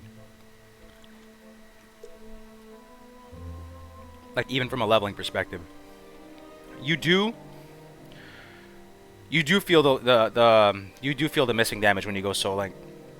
I was testing it out the other day. You do feel like your dots are hitting a lot less hard. Not having Siphon Life did feel bad too. That's the thing, man. I really undervalued Siphon Life. Not having Siphon Life, man. It felt pretty weird not having Siphon Life. The earliest I would go Soul Link though, just to let you guys know, as a little refresher, is I would go at 45 because that way you can at least still have instant corruption. You need instant corruption, man. Instant spells are really valuable, guys. It is really valuable. Some people only want to get a couple points into corruption to bring it down to the same level as the GCD, but having an instant spell is good for many reasons. You can put it on the back end of a pre-existing spell as long as it's longer than the global cooldown. You can queue up a wand with it. There's no pushback resistance. You can use it while moving. Instant cast spells I value really highly. Another build that we were doing with the duo leveling was that we went. Navik actually recommended with this. He put 1 point and 1 point only into improve corruption, because this 1 point will bring you down to almost the global cooldown. So this first point in improved corruption, it's gonna really move the needle a lot, because you're going from, what is it? You're going to 1.6. So it was a 2-second cast. 1 point's bringing it down to 1.6 from 2. So it's almost as fast as the global cooldown. So 1 point is pretty sick. And then he goes right into imp, which I liked, and then he went back. So these are the first couple levels if you're going to do the whole duo leveling thing and try and get that imp online really fast. I think this is a nice opening build for Warlock potentially. 1 into improved corruption, 3 into improved imp. But again, just test it out at your own discretion. Let's see what you guys think about Soul Link. No one wants to fight a SL Warlock while leveling. That's for damn sure, dude. Imagine you're rolling up on a duo leveling and you see a Soul Link Warlock with a Paladin. Holy crap, man. You're about to run in the opposite direction. Who's fighting? What duo leveling combo is going to try and take on a Soul Link Warlock Paladin combination? Please, chat. Bless me with your wisdom. What 2 classes are going to go fight that? CC Paladin destroy lock. I mean, what if the Paladin has Blessing of Sacrifice? You can't even sheep him. He also has oh shit buttons. He has hard oh shit buttons. He hits bubble, able to get that Warlock back up, and he's gonna out attrition you. 2 hunters, 2 mages. I mean, it can be done. Don't get me wrong, but I just think it's very, very strong. The fact that paladins have these hard oh shit buttons allows you like a really consistent way to get that victory, man. Especially if you have lay on hands and shit. Oh my god, dude. Put Blessing of Sacrifice up. Man, give the Warlock, what would I give the Warlock? Wouldn't even give him Wisdom. Maybe I'd give him like Kings or something like that. Give him Kings. You have the Resistance Auras, Devo, depends on a lot of things, but oh, actually, you know what I give the Warlock? Oh, easy. You know what blessing I'll give the Warlock? I'll give him Light. Hell yeah, dude. Dude, Light. Blessing of Light is the nuts, guys. On a Paladin, if you want to downrank, if you put on Blessing of Light and you downrank your holy spells, like, it's a wrap, dude. You can heal so much, man. You can heal so much, so efficiently. I would give the Warlock Light or Kings if we were doing PvP. I think Warlock Pally out in the open world, and especially if it was SL Warlock Pally, that sounds so strong to me. Alright, let's see if there's anything else that's kind of cool to talk about. Demonic Sacrifice, Enslaved Demon. Enslaved Demon, dude. Is there some cool use for this, man? Am I missing something here? There might be something cool about this. What does this do? Reduces the attack speed and casting speed penalty of your enslaved demon spells by 10% and reduces the resist chance by 10%. I don't know, it kind of does sound kind of trash. I'm curious if has anyone experimented with Fell Hunter? It's kind of a pain in the butt to get, but what about Fell Hunter leveling? Anybody have experience with that? That's something I want to actually explore a little bit in the coming days and weeks and stuff like that. Cheers, Cargos. Yeah, man. Thanks for hanging out. Oh, Shaman's in here too. Hey, Shaman. Fell Hunter is a meme. It does a lot of damage though, man. The Fell Hunter hits like a freaking Mack truck, man. Yeah. I don't know. I'm trying to find a unique use case for the Fell Hunter and leveling. Is there any kind of situation? I mean, it's probably just between the Voidwalker and the Imp. And if you, depending on your class combination though, like I really do think the Imp is probably better than the Voidwalker. It depends on what you're leveling as, what your partner might be. Obviously, if you're solo, it would change things. But anyway, we spent a lot of time on Warlock. We can go to the next one now. So what are the weaknesses of Warlock? That's one thing we didn't talk on there. It's not all good in the hood. Weaknesses of Warlock: really annoying class quests. I'd say the low mobility, right? But I mean, but guys, dude, the low that's why it's such a match made in heaven, dude. Warlock Pally, free mounts, both of you free mounts at 40. I really think that morale boost alone is so sick. And then you're also just like potatoes together, which is just such a nice thing. But yes, they have low mobility. What else is a potential weakness of Warlock? Don't have a lot of weaknesses, man. They don't. Alright, yeah, not a lot. I guess nothing's really coming to mind right now. Let's go on to Mage. Alright, so mages are sick. Double Mage is the nuts god tier, is the god tier dual leveling combination. Yesterday we were duo leveling mages yesterday, just to try out what it's like. Most of you probably saw in the demo how at like level 14, that's when you get Arcane Explosion, you can start AoE grinding with it. Apparently you can do it solo. I don't know how you're supposed to do it solo, because that Nova is going to break, and then you're just going to get destroyed by the mobs. Apparently you can do it as solo at 14. I haven't personally done it, but we were doing duo leveling, 2 mages on the demo. We also tried it yesterday as well. It was mad fun. Pretty much, like I said before, as 2 mages, just visualize yourself in the Barrens right now. There's 3 mobs over on your right. There's 3 mobs over on your left. You tell your friend, hey man, go use rank 1 Frostbolt on one, wand the second one, and rank 1 Fire Blast the third one. I'm going to go right and do the same thing with those 3 mobs. I'll meet you halfway, right in the middle. You drop a Nova first, we're going to Arcane Explosion. I'll drop a Nova second, we'll Arcane Explosion, everything's dead. You lose like barely any health and barely any mana. It is the nuts. That's where it starts. But even before that, mages do a ton of damage pre-10. This is one thing that I undervalued. I thought mages were a little bit slow for some reason, 1 to 10. I think I might have just been playing them wrong or something like that. But 1 to 10, mages are actually pretty quick, man. Like, one of the weaknesses I would say is if you have to just go dispatch of a large group of mobs that's sitting right in front of you, and you just have to, you know, pump frostbolts and stuff into the, like mob after mob. Yeah, it's a little bit clunky there. You have to drink a little bit. But let's say you're moving from point A to point B and you're grinding stuff along that path. Dude, as long as you're front loading and stuff, like, mages are, they do insane damage. Here's another little tidbit about mages. So, in my original leveling guide, and even when I'm talking to a lot of mages, people say that Fire Blast is damage inefficient, right? Damage to mana inefficient. The DPME is low. But one thing I didn't really realize is I didn't really factor in how much money you make back from it being an instant cast instead of a 2-second cast or whatever it is, casting a fireball or a frostbolt. The thing is, when you use Fire Blast, you're going to get that 5-second rule spirit-based mana regeneration ticking back sooner by like a full 2 seconds potentially. So what we did yesterday is we found out how much mana are you getting in 1 spirit tick. How much mana? And even at a really low level, it was like 20, 30 mana, something like that. And once you factor in how much mana you save from the 5-second rule, Fire Blast is amazing. Fire Blast is so good. Instant cast is so good.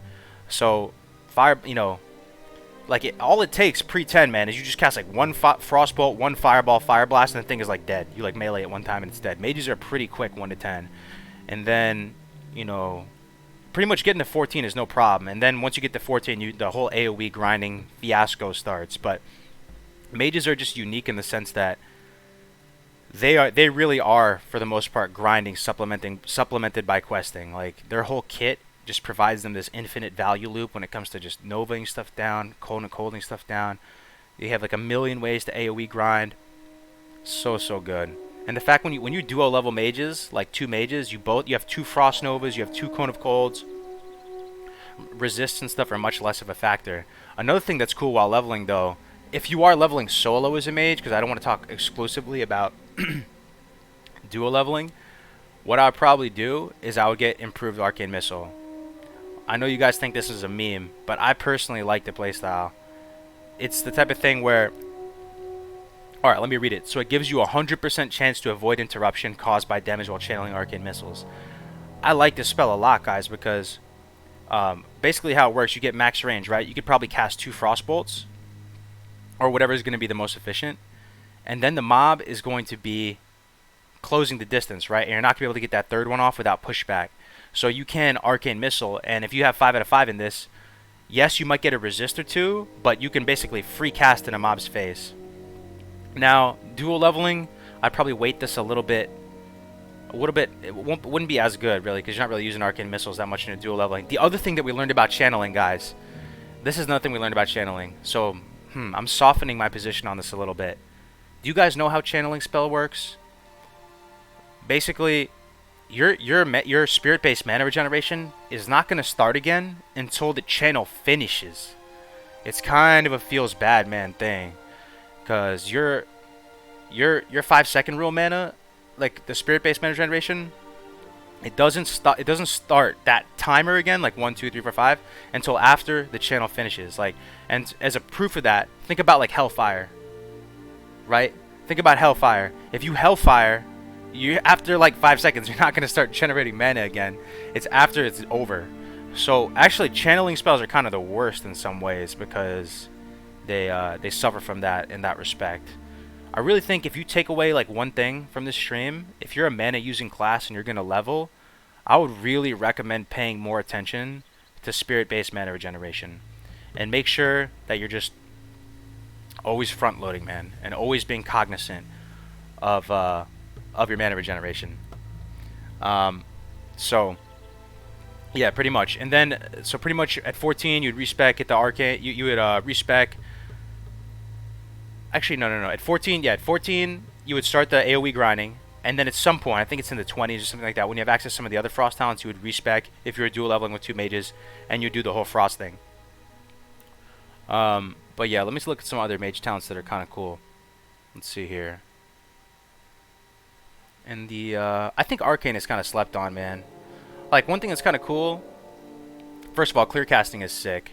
There actually really is a lot of good talents in the Arcane tree. It's a little bit counterintuitive for maybe like a new mage player. Let's say I'm not going to go Arcane Missiles. Let's say we go Arcane Subtlety and 3 into Arcane Focus. I would definitely go Clear Casting next. It's so good. But at this point, man, I don't know, dude. Wand Specialization is pretty sick. So 2 out of 2 Wand Specialization. This would be a different kind of playstyle. Like, you wouldn't really be wanting too much if you are just going to go for the AoE grinding playstyle. But the only reason why I'm pointing out Wand Specialization is that this is the same damage bonus that priests get with their wands. And you guys always know, you always hear about priests, right? Like how important wands are for priests and how priests are OP with the wands, hitting like a truck. It takes 5 points for them to get this. Priest has to put 5 points to get improved wand damage by 25%. Mage? Well, 2 points, man. So it's something kind of cool about that. I also want to kind of explore fire leveling, if anyone has ever tried that. Leveling as fire as a mage could be really fun. Going maybe impact.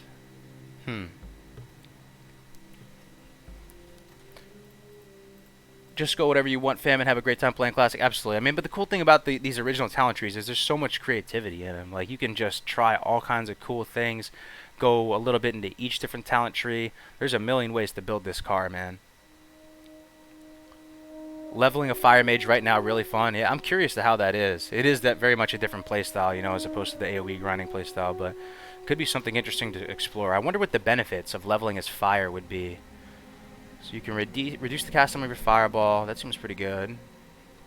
Increase the range. Always love talents that increase range or increase mobility. Reduces the cooldown of your fire blast. You got impact, ignite. Ooh, ignite, dude. Ignite could be juicy, actually. Your critical strikes from fire damage spells cause the target to burn for an additional 40%. Okay, it's alright, it's alright. Pyroblast, very freaking awesome spell, love that. Oh, increases the critical strike chance of your flame strike. Yeah, we'll have to explore more on that later, but mages are great levelers, man. Duo mages are sick. Let me think of another combination that would be sick with mage. Yeah, I mean, mage priest could be pretty good. Ignite improves scorch. Oh, am I missing something? What does improve scorch do? Improve Scorch. Your Scorch spells have a 100% chance to cause your target to be vulnerable to fire damage.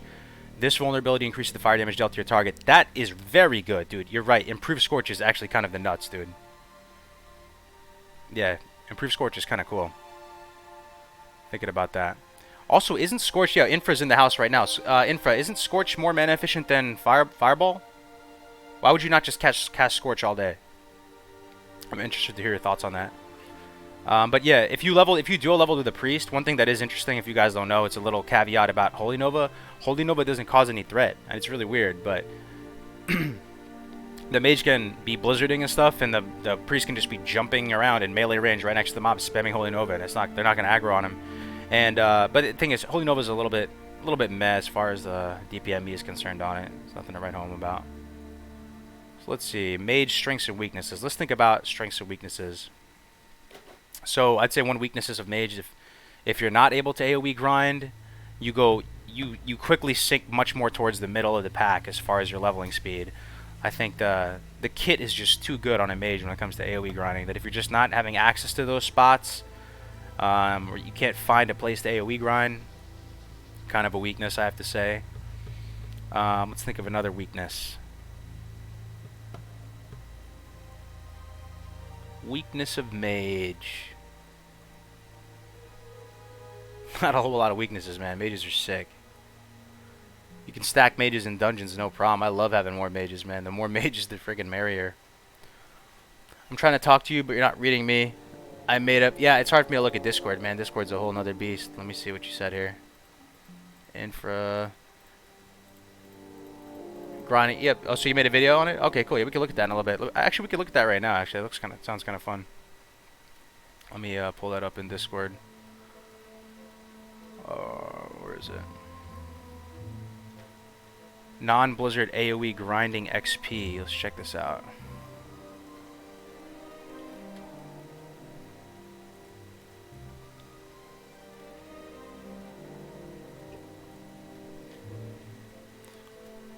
But is this by yourself though? This is not dual leveling? Yeah, we can have a look though. Let's take a look at it.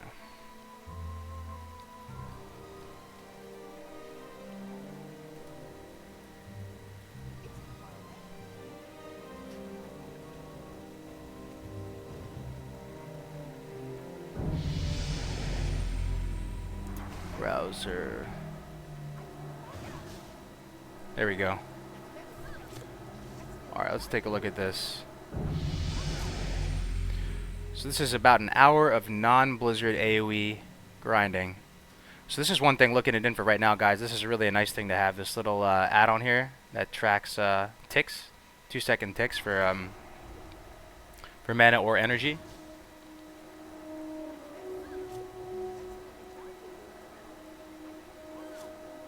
So you're not even using Nova, huh? It seems like you're just using Ice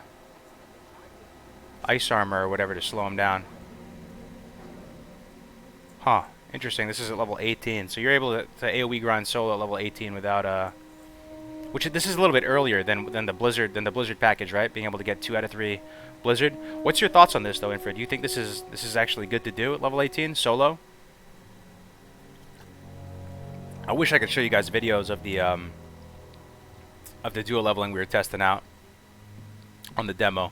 Let's play some more of this Hunter stuff. I want to take a little break and take a look at some footage here.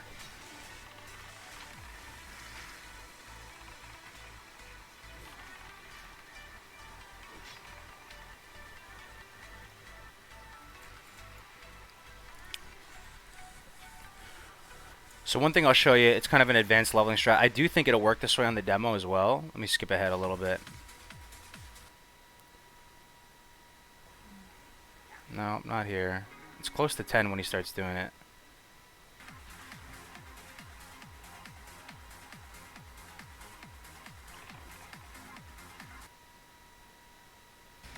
Here we go. Yeah, this is the pretty sick stuff. This is the 200 IQ plays right here. So pretty much, I'll lead you guys into this right now. So pretty much, he's about to do this thing, which could be sick. Basically, he's going to manipulate the pathing of mobs so that they go around stuff, and he's able to kill them without taking any damage as a hunter. You're going to see him walk over to these little cliffs.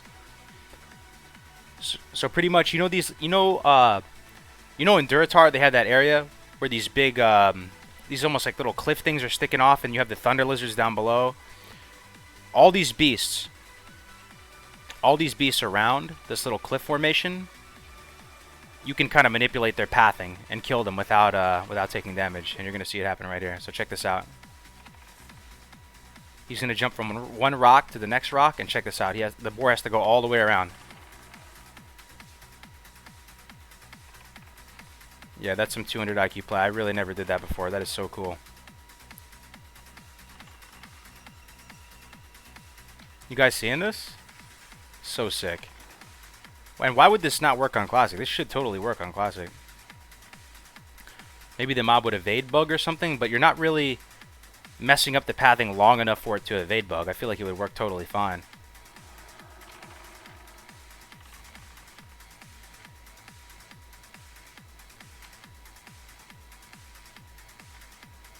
The only thing is, like, it seems kind of cool, but he's not really saving that much time there, right there on that particular one. They're dying pretty much as soon as he's getting any sort of value. But it's something to consider. You could probably do this in other locations, not just this little area. There's probably other ways, like using fences or something like that. You'd probably be able to use fences out in the open world to do this same kind of strat. Can do that with fences in Elwyn.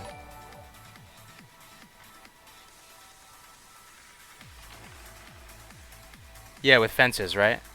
Seems pretty sick. Oh! What is that?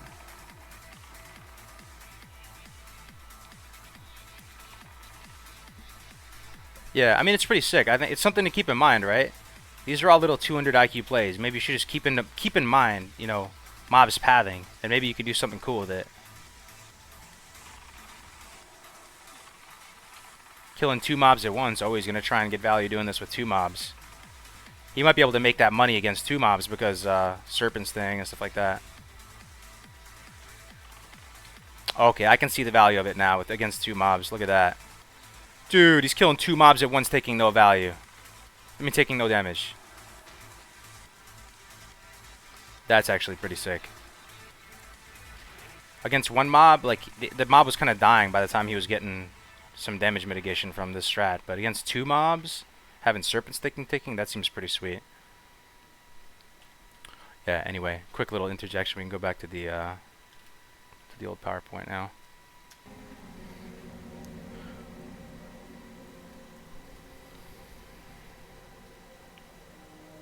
Alright.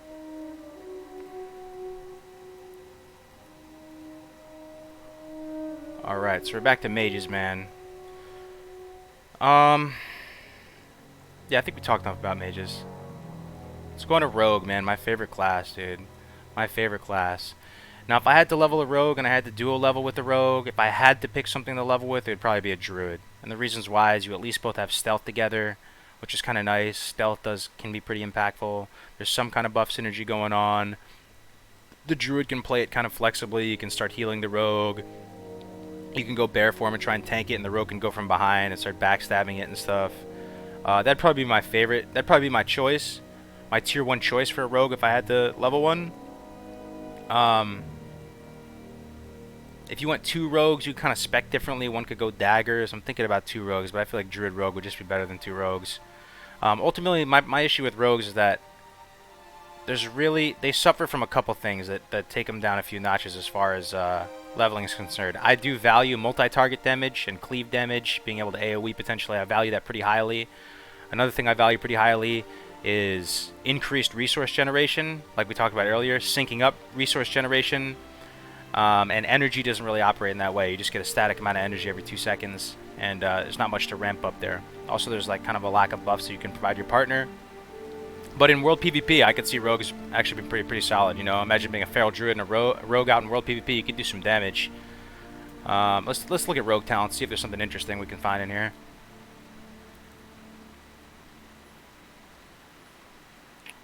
So one thing is I kind of like remorseless attacks. This is a cool ability. I mean, this is a cool talent in assassination. After killing an opponent that yields experience or honor, gives a 40% increased critical strike chance on their next sinister strike, backstab, ambush, or ghostly strike. This is a pretty cool talent. I think a lot of rogues don't get this early. I would probably get my first 2 points in this, man. I don't know what you guys think. What else is interesting here? Blade Fury. I mean, Blade Fury is nice and all, but every 2 minutes you're able to AoE stuff down.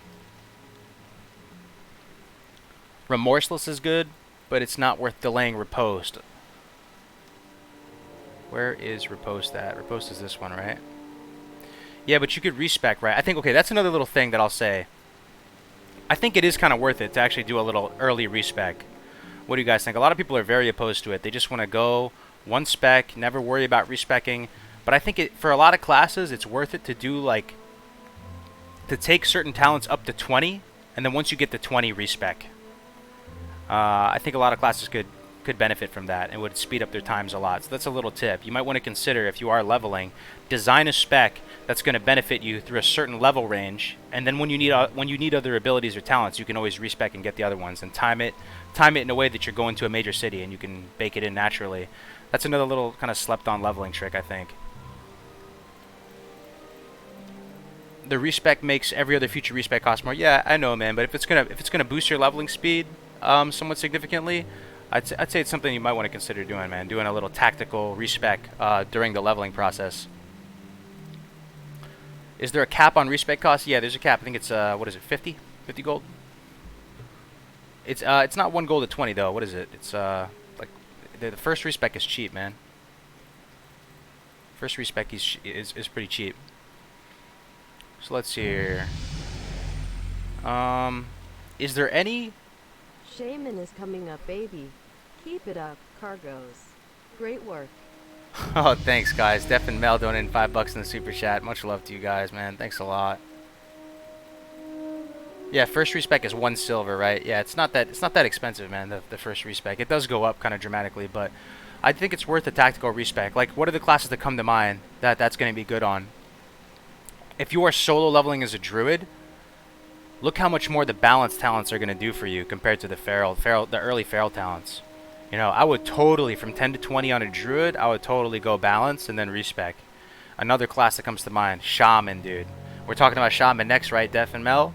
Look at the early enhancement talents, dude. This talent and ancestral knowledge is so underwhelming, it actually makes me a sad potato. Shield spec is fine, and you can probably find ways to use shield spec, but in the early levels, man, like, you're just using a big two-hander and rolling around with a big staff or something like that. Oh, we're actually doing Shaman X. I thought of something really interesting to talk about Shaman when we get there. But I would much rather go Elemental, reducing the mana cost of your Shock, Lightning Bolt, and Chain Lightning spells by 10%. That is gonna move the needle way more, dude. Getting increased range on your Earthbind totem by 20%. This stuff is gonna move the needle a lot. Searing totem damage, and then you can just respec later. We're gonna talk about it more later. But pretty much, man, I'm curious to see what you guys think about going just leveling the whole way Elemental instead of Enhancement. We'll talk about it in a second.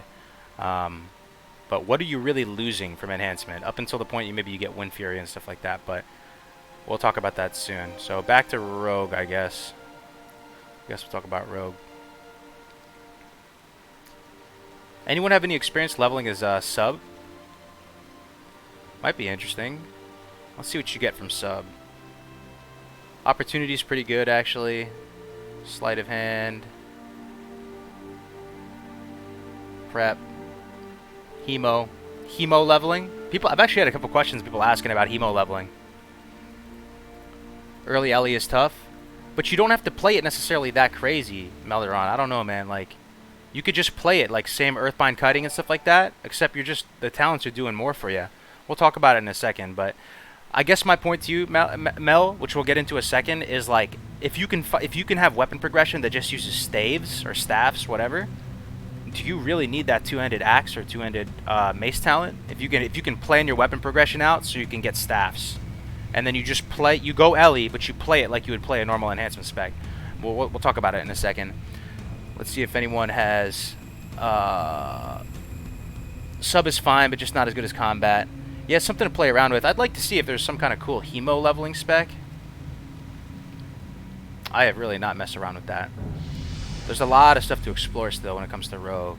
I'm hoping to gain a bigger appreciation for the Rogue class in the coming weeks and months as we do more and more of this testing. But yeah, it seems like combat is the way to go. Hidden Blade Fury. Oh, that's how you level your Shaman G-Steps? Yeah, man, let's talk about it. Let's go on to Shaman, man.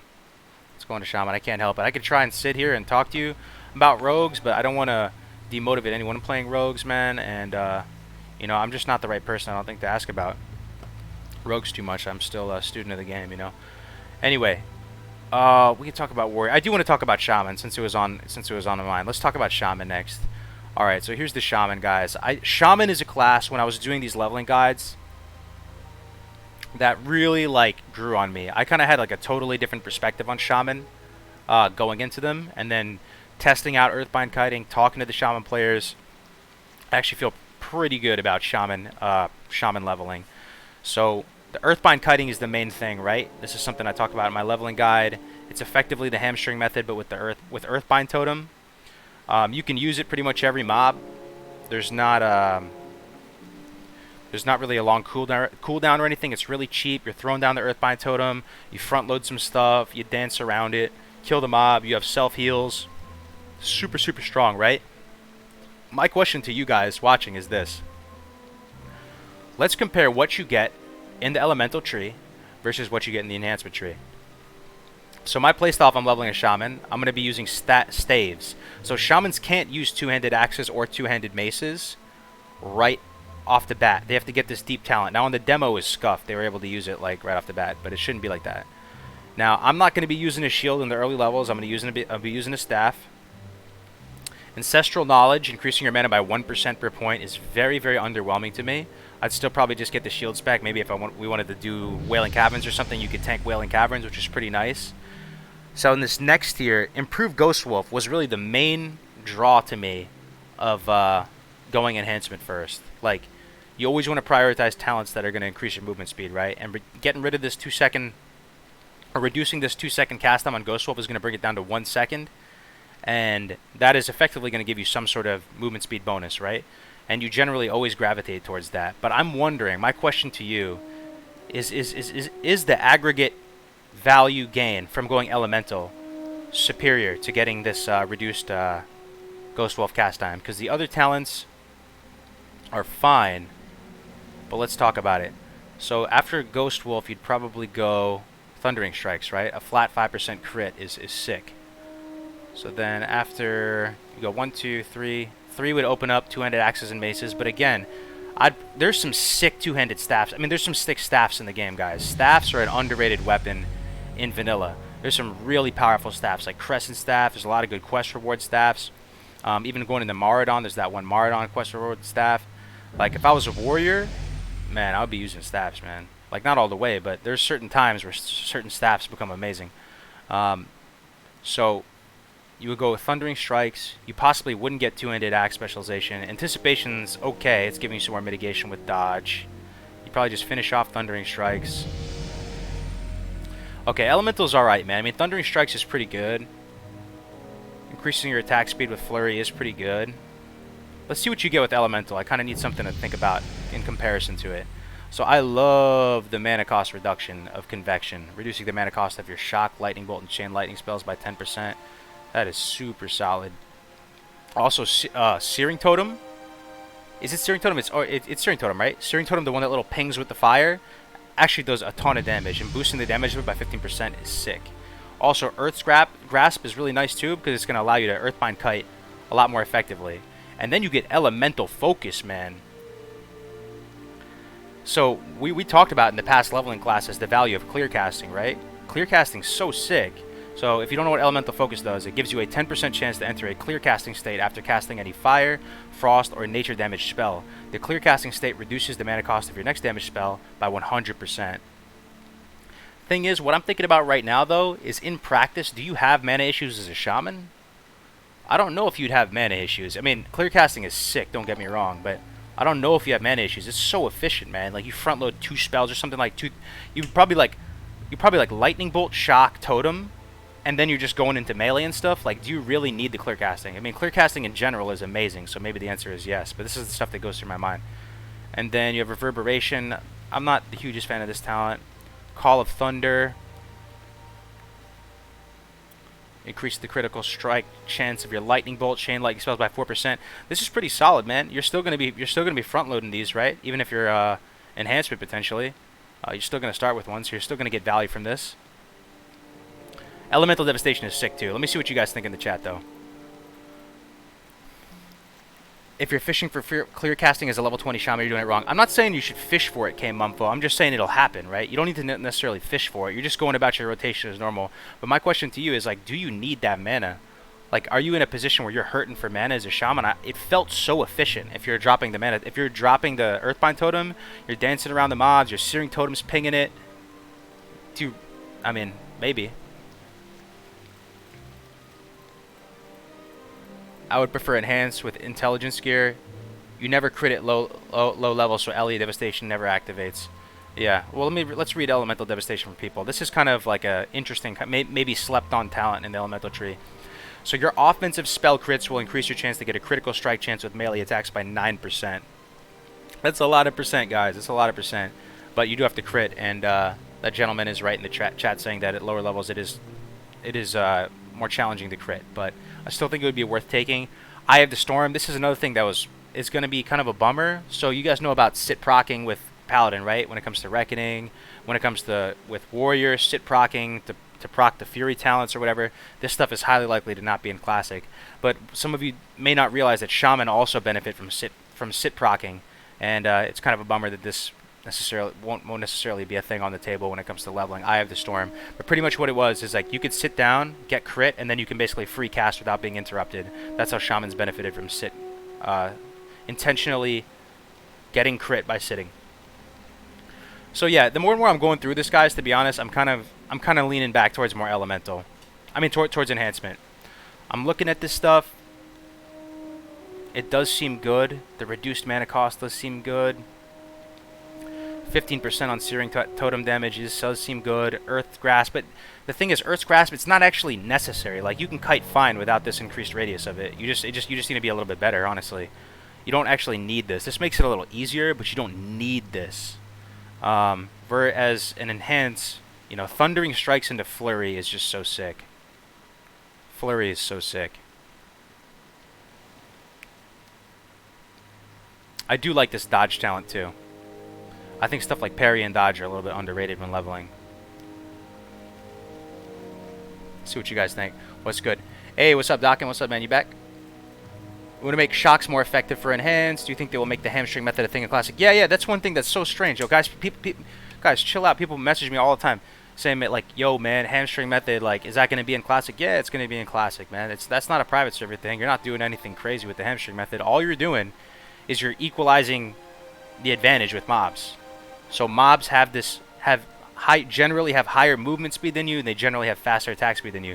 So by hamstring kiting them, you're applying a slow to them, and you're dancing in and out of the hitbox. So you're just taking those two advantages off the table, and you're just trading one hit for one hit. There's absolutely no reason the hamstring method wouldn't work on real Classic. It's gonna work. Don't worry about it. Earthbind kiting, hamstring method. This is like real standard stuff here. Is Flurry, is that good with low crit? I mean, you're getting 5 crit here. You have a baseline 5% chance to crit, right? Correct me if I'm wrong. I'm pretty sure that's what it is. Baseline 5% chance to crit. You're probably stacking like some Agi as a shaman. And then, so you get basically 10% plus maybe a couple percent from your gear. It'll proc, man, yeah. It'll proc. Now, is Flurry, remind me, guys, does Flurry fall off? Is there a like a buff duration on this? It just says increases your attack speed by... Hold up. Let's go down to it. Let's take a look at this thing.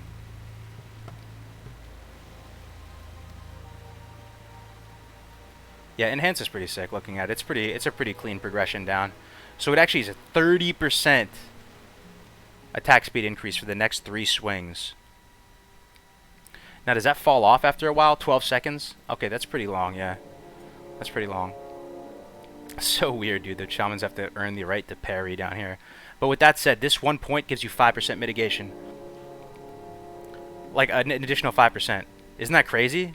So if you guys don't know, there's a baseline chance. I think you have 5% dodge, 5% parry, 5% chance to pretty much 5% of everything. So this 1 point in parry, correct me if I'm wrong here, guys, in the chat, but I'm fairly certain, like I'm 90% certain, this 1 point of parry is going to give you a 5% chance to parry. Elemental weapons. Let's see here. Improved weapon totems. Yeah, no, this is definitely essential. Improved weapon totems, weapon mastery. Yeah, you know, enhance is kind of growing on me, man. It's kind of a bummer you can't fit in this improved lightning shield, since lightning shield is really good DPME. You perhaps could, taking points out of dodge, but I think dodge is going to give you more bang for the buck in the long run. The fact that you're attacking faster if your next 3 melee swings kind of increases the speed at which you'll get another crit. True, man. True, man. Does flurry even matter if you're hamstring kiting? Yeah, that's the thing, because if you're hamstring kiting or earthbind kiting in this case, you're actually not losing damage. That's the thing. No, yeah. Casper raised a really good point. This is another really good point. You could still do it on the demo, Casper, but it was a little bit clunky, and people like Monkey News and stuff were tweeting this shit out. Like, he's saying that the hamstring method, the mobs follow you in a weird way in the classic demo. It was messed up, dude. Like, the movement speed was a little bit messed up. The hitboxes were a little bit messed up. You could still hamstring kite on the demo. We did it for like days and days, but it was a little bit wonky. Yeah, it was a little bit wonky, dude. But enhance is kind of growing on me as we're going through this together, guys. Let me check out the Twitch real quick. Yeah, a lot of people in Twitch hanging out. Yo, what's up, guys? I would go lightning shield over dodge. Yeah, that's a debate, Chris. I feel you, man. The lightning shield. I mean, you getting this 15% is nice, man. But I gotta say, like, I don't know, dude. Like, imagine if you dodge an attack, like how much damage you're saving, and this kind of is the type of thing you get value from it, like passively. So you're getting this real consistent value over the aggregate. I don't know. It's close between anticipation and dodge. Also, if it comes to like tanking and stuff, potentially, if you want to do any dungeons or something like that, I would probably favor anticipation a little bit more as well. It's close though. I like it. I really like it, guys. When you have these like choices, you have to make these executive decisions where there's a couple things that are really good. You really want something, and it's painful to lose something else. That's kind of the beauty of Classic. You can't always have your cake and eat it too, man. Like, some of the beauty of these talents. And there's the fact that we can still be min-maxing these things after frickin' however many years it's been is so crazy, man. So crazy. Then you get big Storm Strike. Yeah, Lightning Shield is great for tanking. Hell yeah. Yeah. Zachary, I think you might be right, man. I think you do a tactical reset, dude. I think there's a breaking point. Like, you start Ellie. What do you guys think about this, chat? This has got to be the way. You start Ellie. 5 out of 5 convection. I'd probably go Call of Flame right away, because you don't need this Earth's Grasp. It's nice, but it's actually not necessary. You don't need it to kite. And then you're at 17, right? So what if you did this instead? What would you be at 17? You'd go... Yeah, so maybe Flurry. Whenever you have access to Flurry, that's when you would respec. So it would potentially be at like 25. What do you guys think about that? Going Ellie to start, then respecing like mid-20s. That seems like it could be BIS. Sorry, that probably triggered a lot of people. People hate when people say that. I think that could be pretty good, man. Ellie to start. Let's see where you would be at up to 25. 3 out of 3 there, you'd be at 17. Let's add a couple into concussion. This is actually not too bad too, man. Thinking about it. There's a lot of like mobs that deal fire, frost, and nature damage with this elemental warding, reducing damage taken from this. But this is definitely better, right? Concussion. You get clear casting. Look at all this stuff that you get all the way up until mid-20s when you respec. Man, dude. Increases the damage done versus critical strike chance. That's a close call. I'd probably get concussion first. 1 point in Call of Thunder, then I'd respec at 25 and go over to Flurry. What do you guys think about this? I go Ellie respec at 30. Yeah. I mean, the Ghost Wolf is really nice. Actually, that's a good point, man. I'm so on the fence with this. Like, this is why Classic is awesome, bro. Because Ghost Wolf, it gives you travel time. We have to think about this. This is taking a 3-second cast down to a 1-second cast. It's going to make you money when it comes to travel time. It's also going to have certain defensive advantages because you'd probably be able to use it as a defensive tool to escape a lot more consistently. That's kind of an unquantifiable value, though. Like, how valuable is that? Like, what if you're playing perfectly and you don't need that? It's close, man. It's close. And then all I'm saying, my point before, if you're still in here, Melderon, is that you don't necessarily need this two-handed axis and maces. if you plan your weapon progression to get staffs, you know, you're probably fine, man. You probably don't even need this. Like, what axes are you gonna get that's gonna be better than staffs potentially? I'm curious. I have to check out my guide again. All right, we can go back to let's see. What is this? Strengths and weaknesses. So, strengths of shaman leveling. You're moving around faster than anybody on all of Azeroth, starting at level 20 with Ghost Wolf. Ghost Wolf is 40% movement speed increase. That's kind of crazy. I think a lot of times people think that druids or hunters are moving around the fastest. The shamans are actually moving around the fastest, between 20 and 30. Then druids are going to pick up the travel form, which will have them beat a little bit because the travel form is instant cast. Shamans can tank heal DPS while leveling. Dude, I think we're going to see a lot of shamans this time around, guys. What do you guys think? I think there's going to be a ton of shamans, man. Shamans is freaking sweet. Especially seeing all the PvP clips of shamans deleting people. I think we're going to see a lot of shamans, a lot of shammies. Anybody maining shaman in the chat? We probably should do a class distribution poll at some point and see where everybody's at. I'm kind of curious. RFK drops a nice one-handed axe. Yeah, I'd be going with the two-handed weapons though, John. But yeah, I feel you. I mean, for tanking and stuff, you know, have a sword and board, quite nice. Yeah, we got some shamans, a little bit less than I thought. But yeah, I think we're going to see a lot more shamans this time around with their new reputation in PvP. And people say that they're great duelers. I think people do value dueling a lot, like pretty highly. At least I do. People say dueling is kind of a joke, but man, it feels... Does Flurry increase drinking speed Ooh. of Coors Light too? Does Flurry increase drinking speed of Coors Light? I think it does, yeah. I think it gives me a proc within, because I get happy. I see a Flurry, I'm doing more damage, and I start crushing some more Coors Light, tasting the Rocky Mountain crispness. Thank you for the $5, man. Yeah, man. You know, anything to boost your morale too.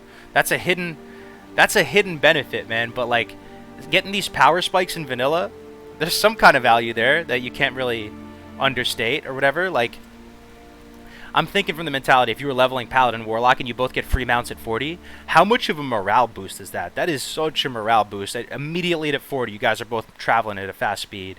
And that's something you got to factor into the equation as well, like the fun aspect of it. How, if it's going to make you more motivated to play, knowing how you play, you know.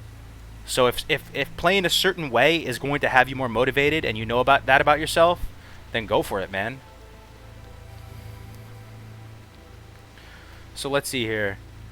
Yeah, shamans. I mean, there's a bunch of ways to level a shaman too. No, elemental. Once you get a little bit higher up, you get some of those deeper Ellie talents. Ellie was a lot more efficient than I thought it was. Melderon was doing all the mathing it all out, man.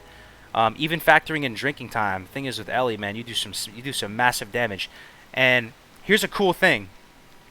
Here's a cool thing. I can't go to Coors regular because it's too many calories, man. It's like 50 more calories, 55 more calories.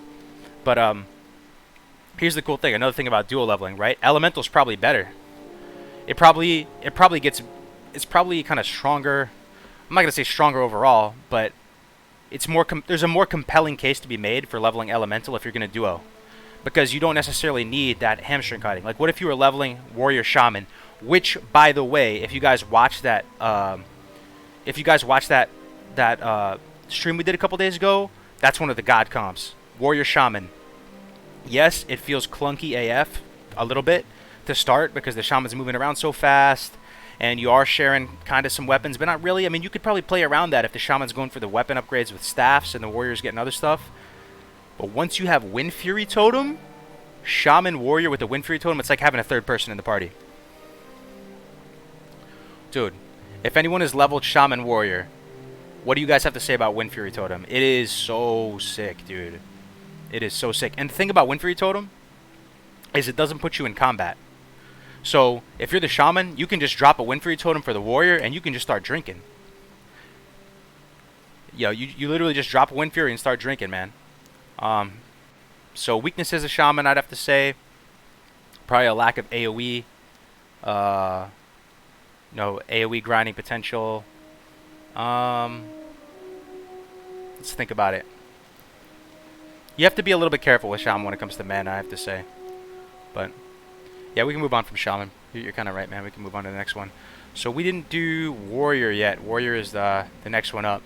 So here's the thing about duo leveling. You know, guys, I've been saying this over and over again. Warriors I think if you sample sized 100 people and asked them what the weakest leveling class in the game is, it's going to be a resounding vote for warriors, right? But in a duo leveling format, they go from the worst to god tier, at least IMO, for whatever that is worth, man. Warrior Shaman, or Warrior Healer, for that matter, is just sick. You go from the worst to god comp.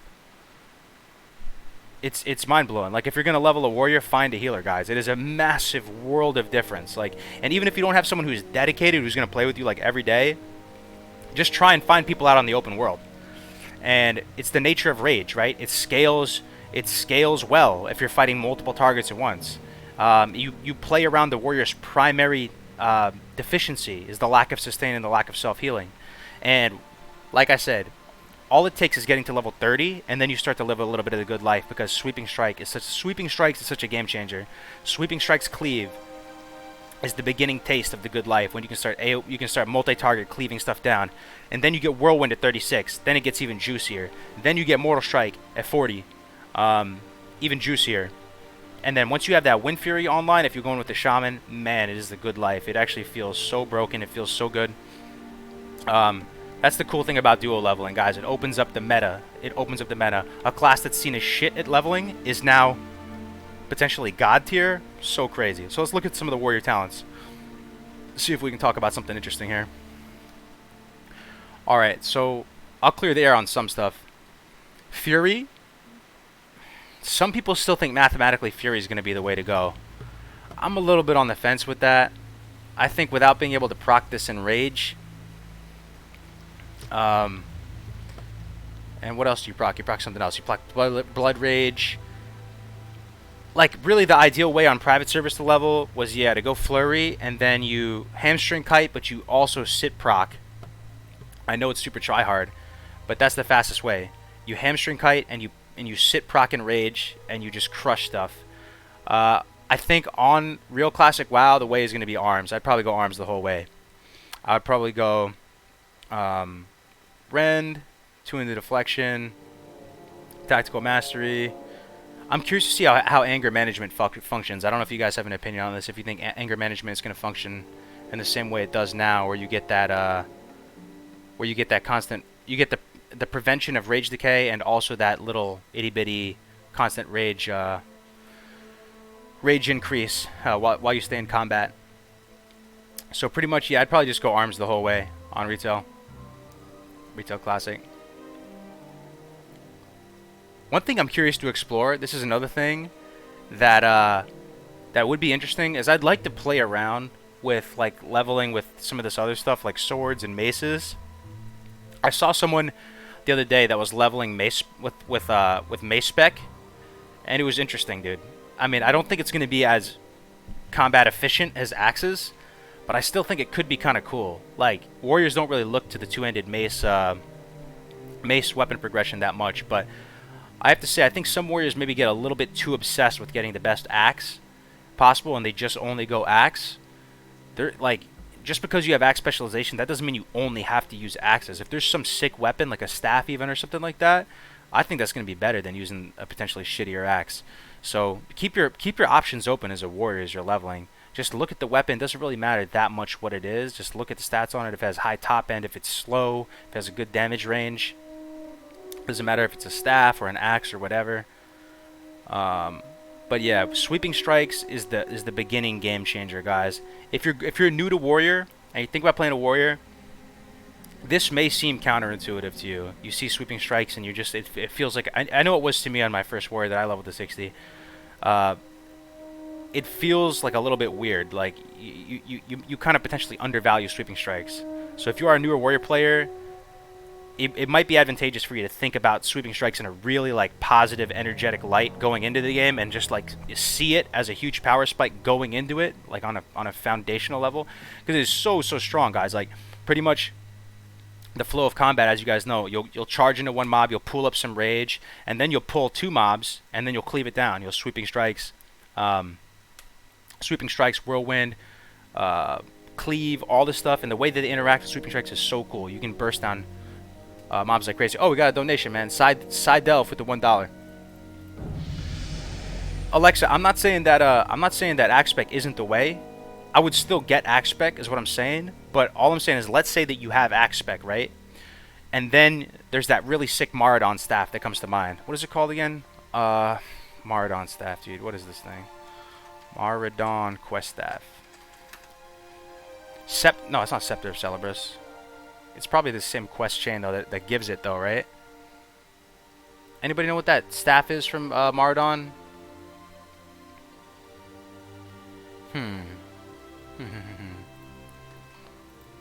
It's the one that Maradon question staff. Rod of Resurgence, that's it, dude. Good call. Thank you, man. The chat always knows, man. Rod of Resurgence. Let me pull it up. Let's see what you guys think about this. Oh, I think it's Resurgence Rod. I think that's what it is. That's why it's not coming up. Resurgence Rod. There we go. So this is you get this from a quest, guys. And it seems really weird. Like, how is this a warrior weapon, dude? Restores 8 mana per 5 seconds. Restores 5 health every 5 seconds. Like, so the health thing you would benefit from as a warrior. But look at the speed on this, dude. 3.8 speed. 45.8 DPS. And you get this at potentially 45. Let's check out Whirlwind Axe now. I'm curious to what you guys think, because maybe I could be off base on this. Maybe the axe specialization talent, maybe that is super good. Let's compare Whirlwind Axe though. So this is a quest reward from Corruption of Earth and Seed. It's that Maradon quest chain. It's the same one that gives you Thrash Blade. A lot of people just pick up Thrash Blade though.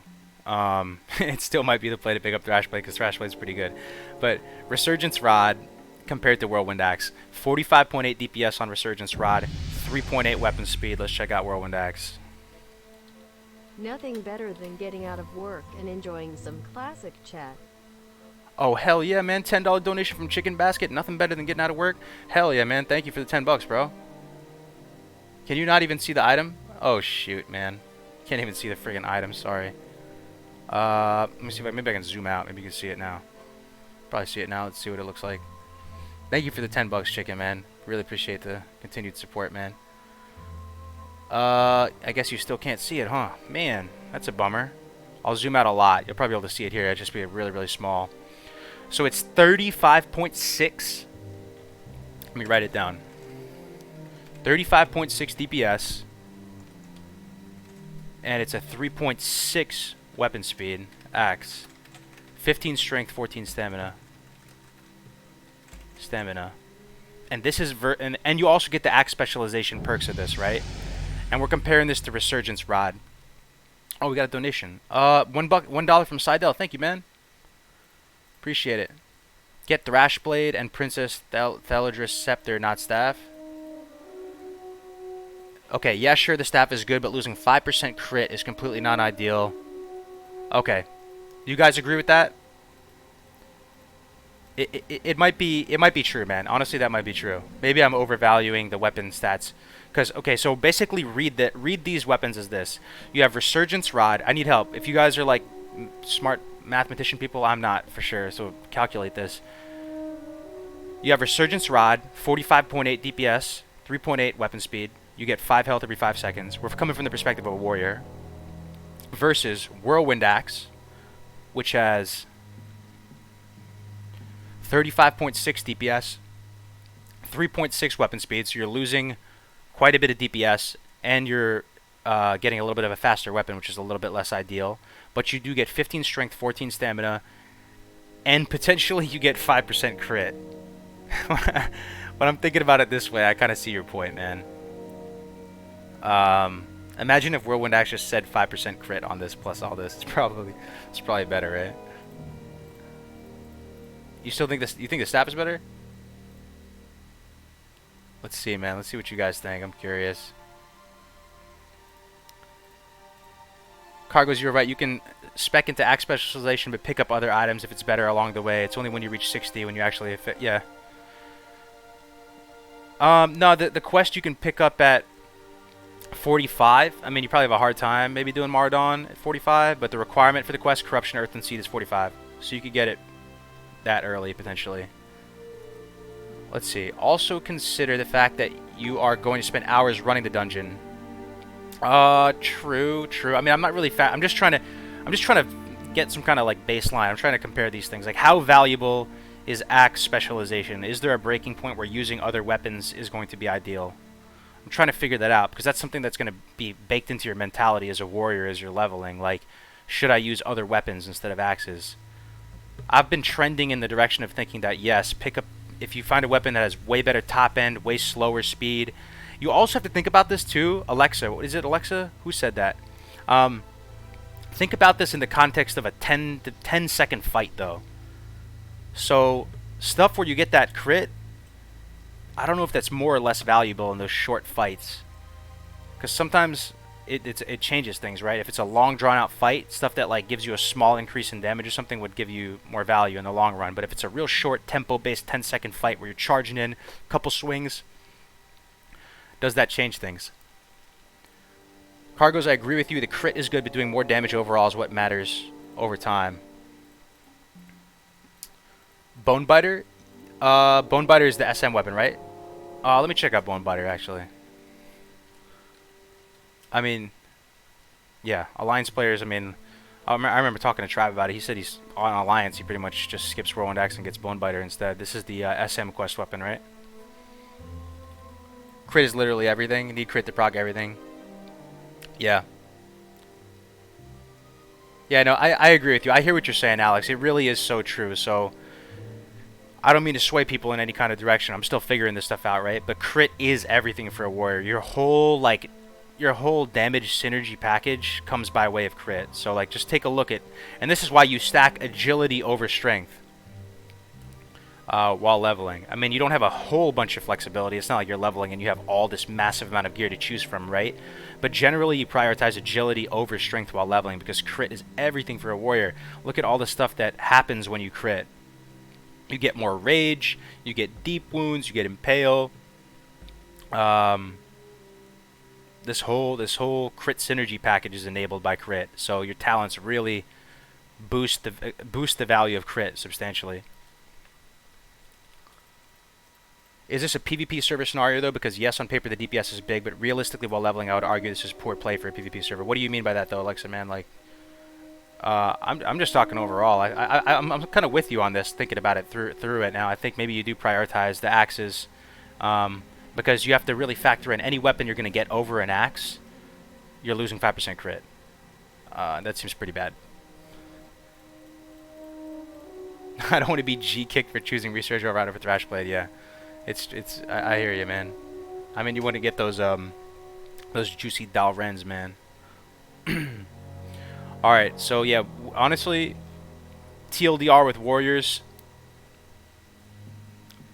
pretty much certainly the worst class leveling solo. You're gonna have a bad time. You stick them in a duo leveling situation though, and they're gonna rise from the ashes. Very much consistent with the whole warrior ethos and how they play out through every aspect of the game. They really excel when they're with groups. But it's just part of the beauty, man. You take a class that's trash at leveling, put them with another person, and you're in the money. And that's one thing I think people undervalue a little bit on warriors, the fact that they have such high multi-target and cleave damage proficiency. Like, compared to a rogue can Blade Fury every 2 minutes. Every 30 seconds you're sweeping strikes and killing multiple mobs at the same time. It's pretty nutter butters. Alright, let's move on to the priest, man. We got, how many to go? Is this the last one? This might be the last one, actually.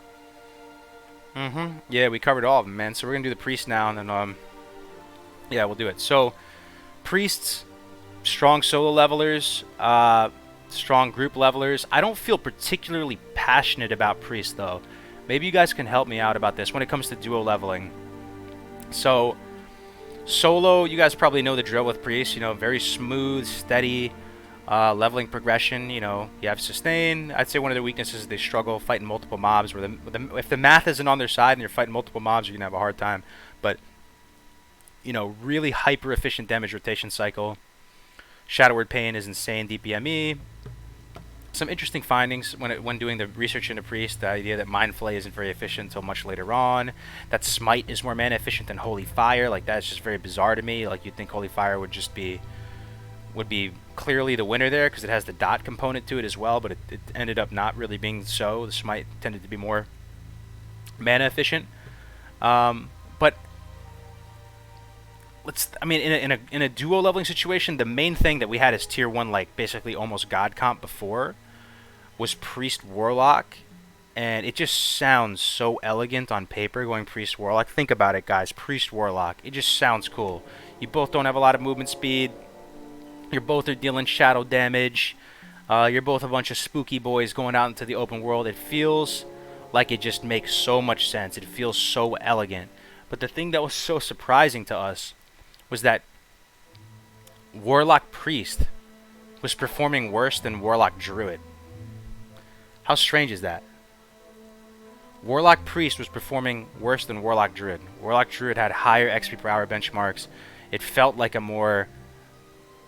It felt like just a better playstyle. I mean, the Priest was a little bit more mana efficient than the Druid for sure. But here's the thing, like, Shadow Weaving, we thought this was going to be sick, but you're not really stacking this up to 5. You're also, like, Mind Blasting at the end to try and get the Spirit Tap proc, so you're not really, you know, getting some huge value from Mind Tap, the Mind Tap Shadow Weaving. You're really only getting a Shadow Weaving stack from Shadow Word Pain. And, I don't know, like, Power Word Shield is kind of inefficient to use from a mana standpoint. Renew is pretty sick, I have to say, but if you get Shadow Form, you're not able to use stuff like Renew. And overall, it just felt a little bit clunkier and a little bit less efficient than playing Druid Warlock. So, if you guys can help me out here and help me figure out, you know, some of what are the really exciting things about Priest in a duo leveling context that would actually be really valuable to me. I think this is a class I have to play around with a little bit more and figure out if there's something I'm missing here. One thing I really like about Priest, though, is you can level them in a variety of different ways. Very flexible. Like, as long as you have wand specialization and as long as you have Spirit Tap, you're kind of going to be fine no matter what way you go. If you decide to go more into Discipline or Holy or Shadow, like, these two talents will just carry you, man.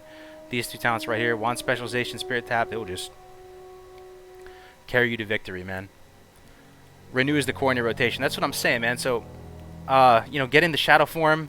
You know, you have this cool-ass Warlock Shadow Priest. I mean, it'd be sick in PvP, I would assume, but you have this whole, like, RP is on point, like, really flavorful, cool duo leveling combination, and then you don't really use Shadow Form because Renew is so essential, and giving up that Renew is amazing. Wand Spec is amazing. Oh, yeah, dude. Priests hitting like a freaking truck, man. Got this 25% increased wand damage, getting that greater magic wand early. Super good. Super good. Shadow Form might be the strongest single talent point in the entire game. Well, that's a pretty bold statement. Yeah, I mean, let's unpack that a little bit. So, again, I haven't really tested this across multiple classes. I wonder what the best, like, Priest duo leveling combination would be. I mean, it'd probably be something like Priest Warrior would be really strong, I have to say. Stuff like Vampiric Embrace, though, was kind of nice. But, you know, the real penalty with Vampiric Embrace is it's not so much the cost. It's really cheap to put on. But it's the global, man. You're just spending a whole global, and then you're not really getting that much healing from the target. It's alright. Like, I feel like that would be a lot better single target. Now, I think, if you were leveling solo as a priest, don't get me wrong, it's awesome. I'm favoring the discussion towards duo leveling because I do feel like duo leveling is the optimal line of play, as I've said many times throughout this. So I'm trying to find awesome unexplored synergies between priest and another class that could be really cool. Now, one thing we were thinking of doing, guys, I don't know if you guys think about this, would be sweet, but paladin priest and going for some weird holy damage build. What do you guys think about that? Let me say it again. It could be a meme, though. Paladin priest and going for some holy damage build. So you pretty much use Sanctity Aura to boost that holy damage. You judge what is it that increases holy damage? There's some seal that increases holy damage, right? When you judge it, one of those, and then you go some kind of like smite spec type thing or something. You know, I don't know if that'd be cool. It could be kind of strange. I feel like that might be one of those things where on Theorycraft it sounds sick and like the RP is like super on point, like two holy warriors heading out to the battlefield, but it could feel clunky in practice. We got to try that out. Seal Crusader, that's it, right? Yep. So priest paladin, I'm excited to try that. That's something I'll probably try out in the next week or two. Pally priest is insane with engineering. Yeah. Sometimes you don't want to have that embarrassment of riches when it comes to single target damage. Like if you have just this overkill amount of single target damage, you're gonna be wasting a lot of value in overkilling mobs, right? So I think this is one I really have to explore more still. I want to find really cool combinations with priest. I believe there to be some available. Again, I favor classes that have AoE potential, and priest do with Holy Nova, which is pretty sweet. I think it'd be kind of cool. So let's think here. So the other thing about the priest buffs is it doesn't really accelerate the damage potential of who they're leveling with. I mean, you have Fort, which is nice. It gives some survivability, but it's not like Thorns or something like that. Question, do you have any suggestion on how to make Paladin feel fun? What, dude? Dude, I think Paladin's sweet, man. Yeah, I would just get used to Protection, man. Protection Pally, where's where it's at. I'd love to play that, man. Blessing a Sanctuary Paladin. Holy Nova is such a crap AoE spell. Yeah, Chris, I feel you, but what if you could boost the potential of it? What if, like, with a Ret Pally under the right circumstances, maybe you could kind of make it good? I don't know. Could be a meme. I still think you're downplaying Priest. No, Priest Warlock is sick, dude. It's still tier 1. Absolutely tier 1. But all I was saying is it was the type of thing that we thought Priest Warlock was going to be like top dog, and we were kind of shocked when it wasn't. When Druid Warlock was outperforming it, we were like, "Whoa, something strange." Oh, the Spirit buff, right? Yeah, the Spirit buff. That's kind of interesting as well. Make a Prot Pally fun. Again, man, go full AoE Reflect build. Team up with a Druid or a Warlock or any kind of healer. You're gonna have a good time. You focus on damage on the priest? You could. I mean, but so explain to me what kind of damage though. Like, what are you using your globals on, Gotti? Like, you throw up pain on a couple targets, which is good. It's a couple globals. Power Word Shield's a little bit mana inefficient. Yes, Renew is pretty sick. But are you just gonna wand at that point? Maybe that's the strat. Maybe you just wand at that point. Then mobs get low and you do cast a Mind Blast and kill it off to get Spirit Tap. Spirit Tap. It's not bad. I mean, it is very, very strong. It was just very surprising, again, that the idea that Druid seemed to perform better than Priest in some of these situations. Smite spam? Yeah. Alright, guys. I don't want to blabber on too much here. I think I'm gonna end it here. It was really fun. We streamed for almost 3 hours. 2 hours 35 minutes. Always fun, always a good time. I hope some of this could be helpful to you as we prepare for Classic. I'm still figuring out what class I'm gonna main, man. But it's always fun, you know, theory crafting these speed leveling talents, and I do appreciate your time hanging out with me today. It's always a blast.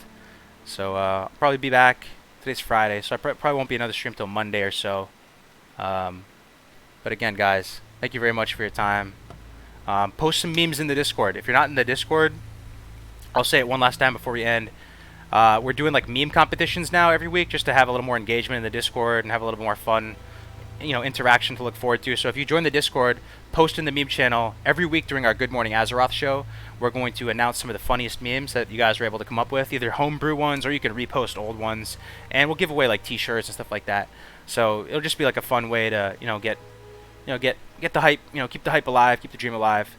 But yeah, that's going to be all for this one, boys. I'm going to end it here. I hope you guys have an awesome weekend, and see you next week, guys. Peace.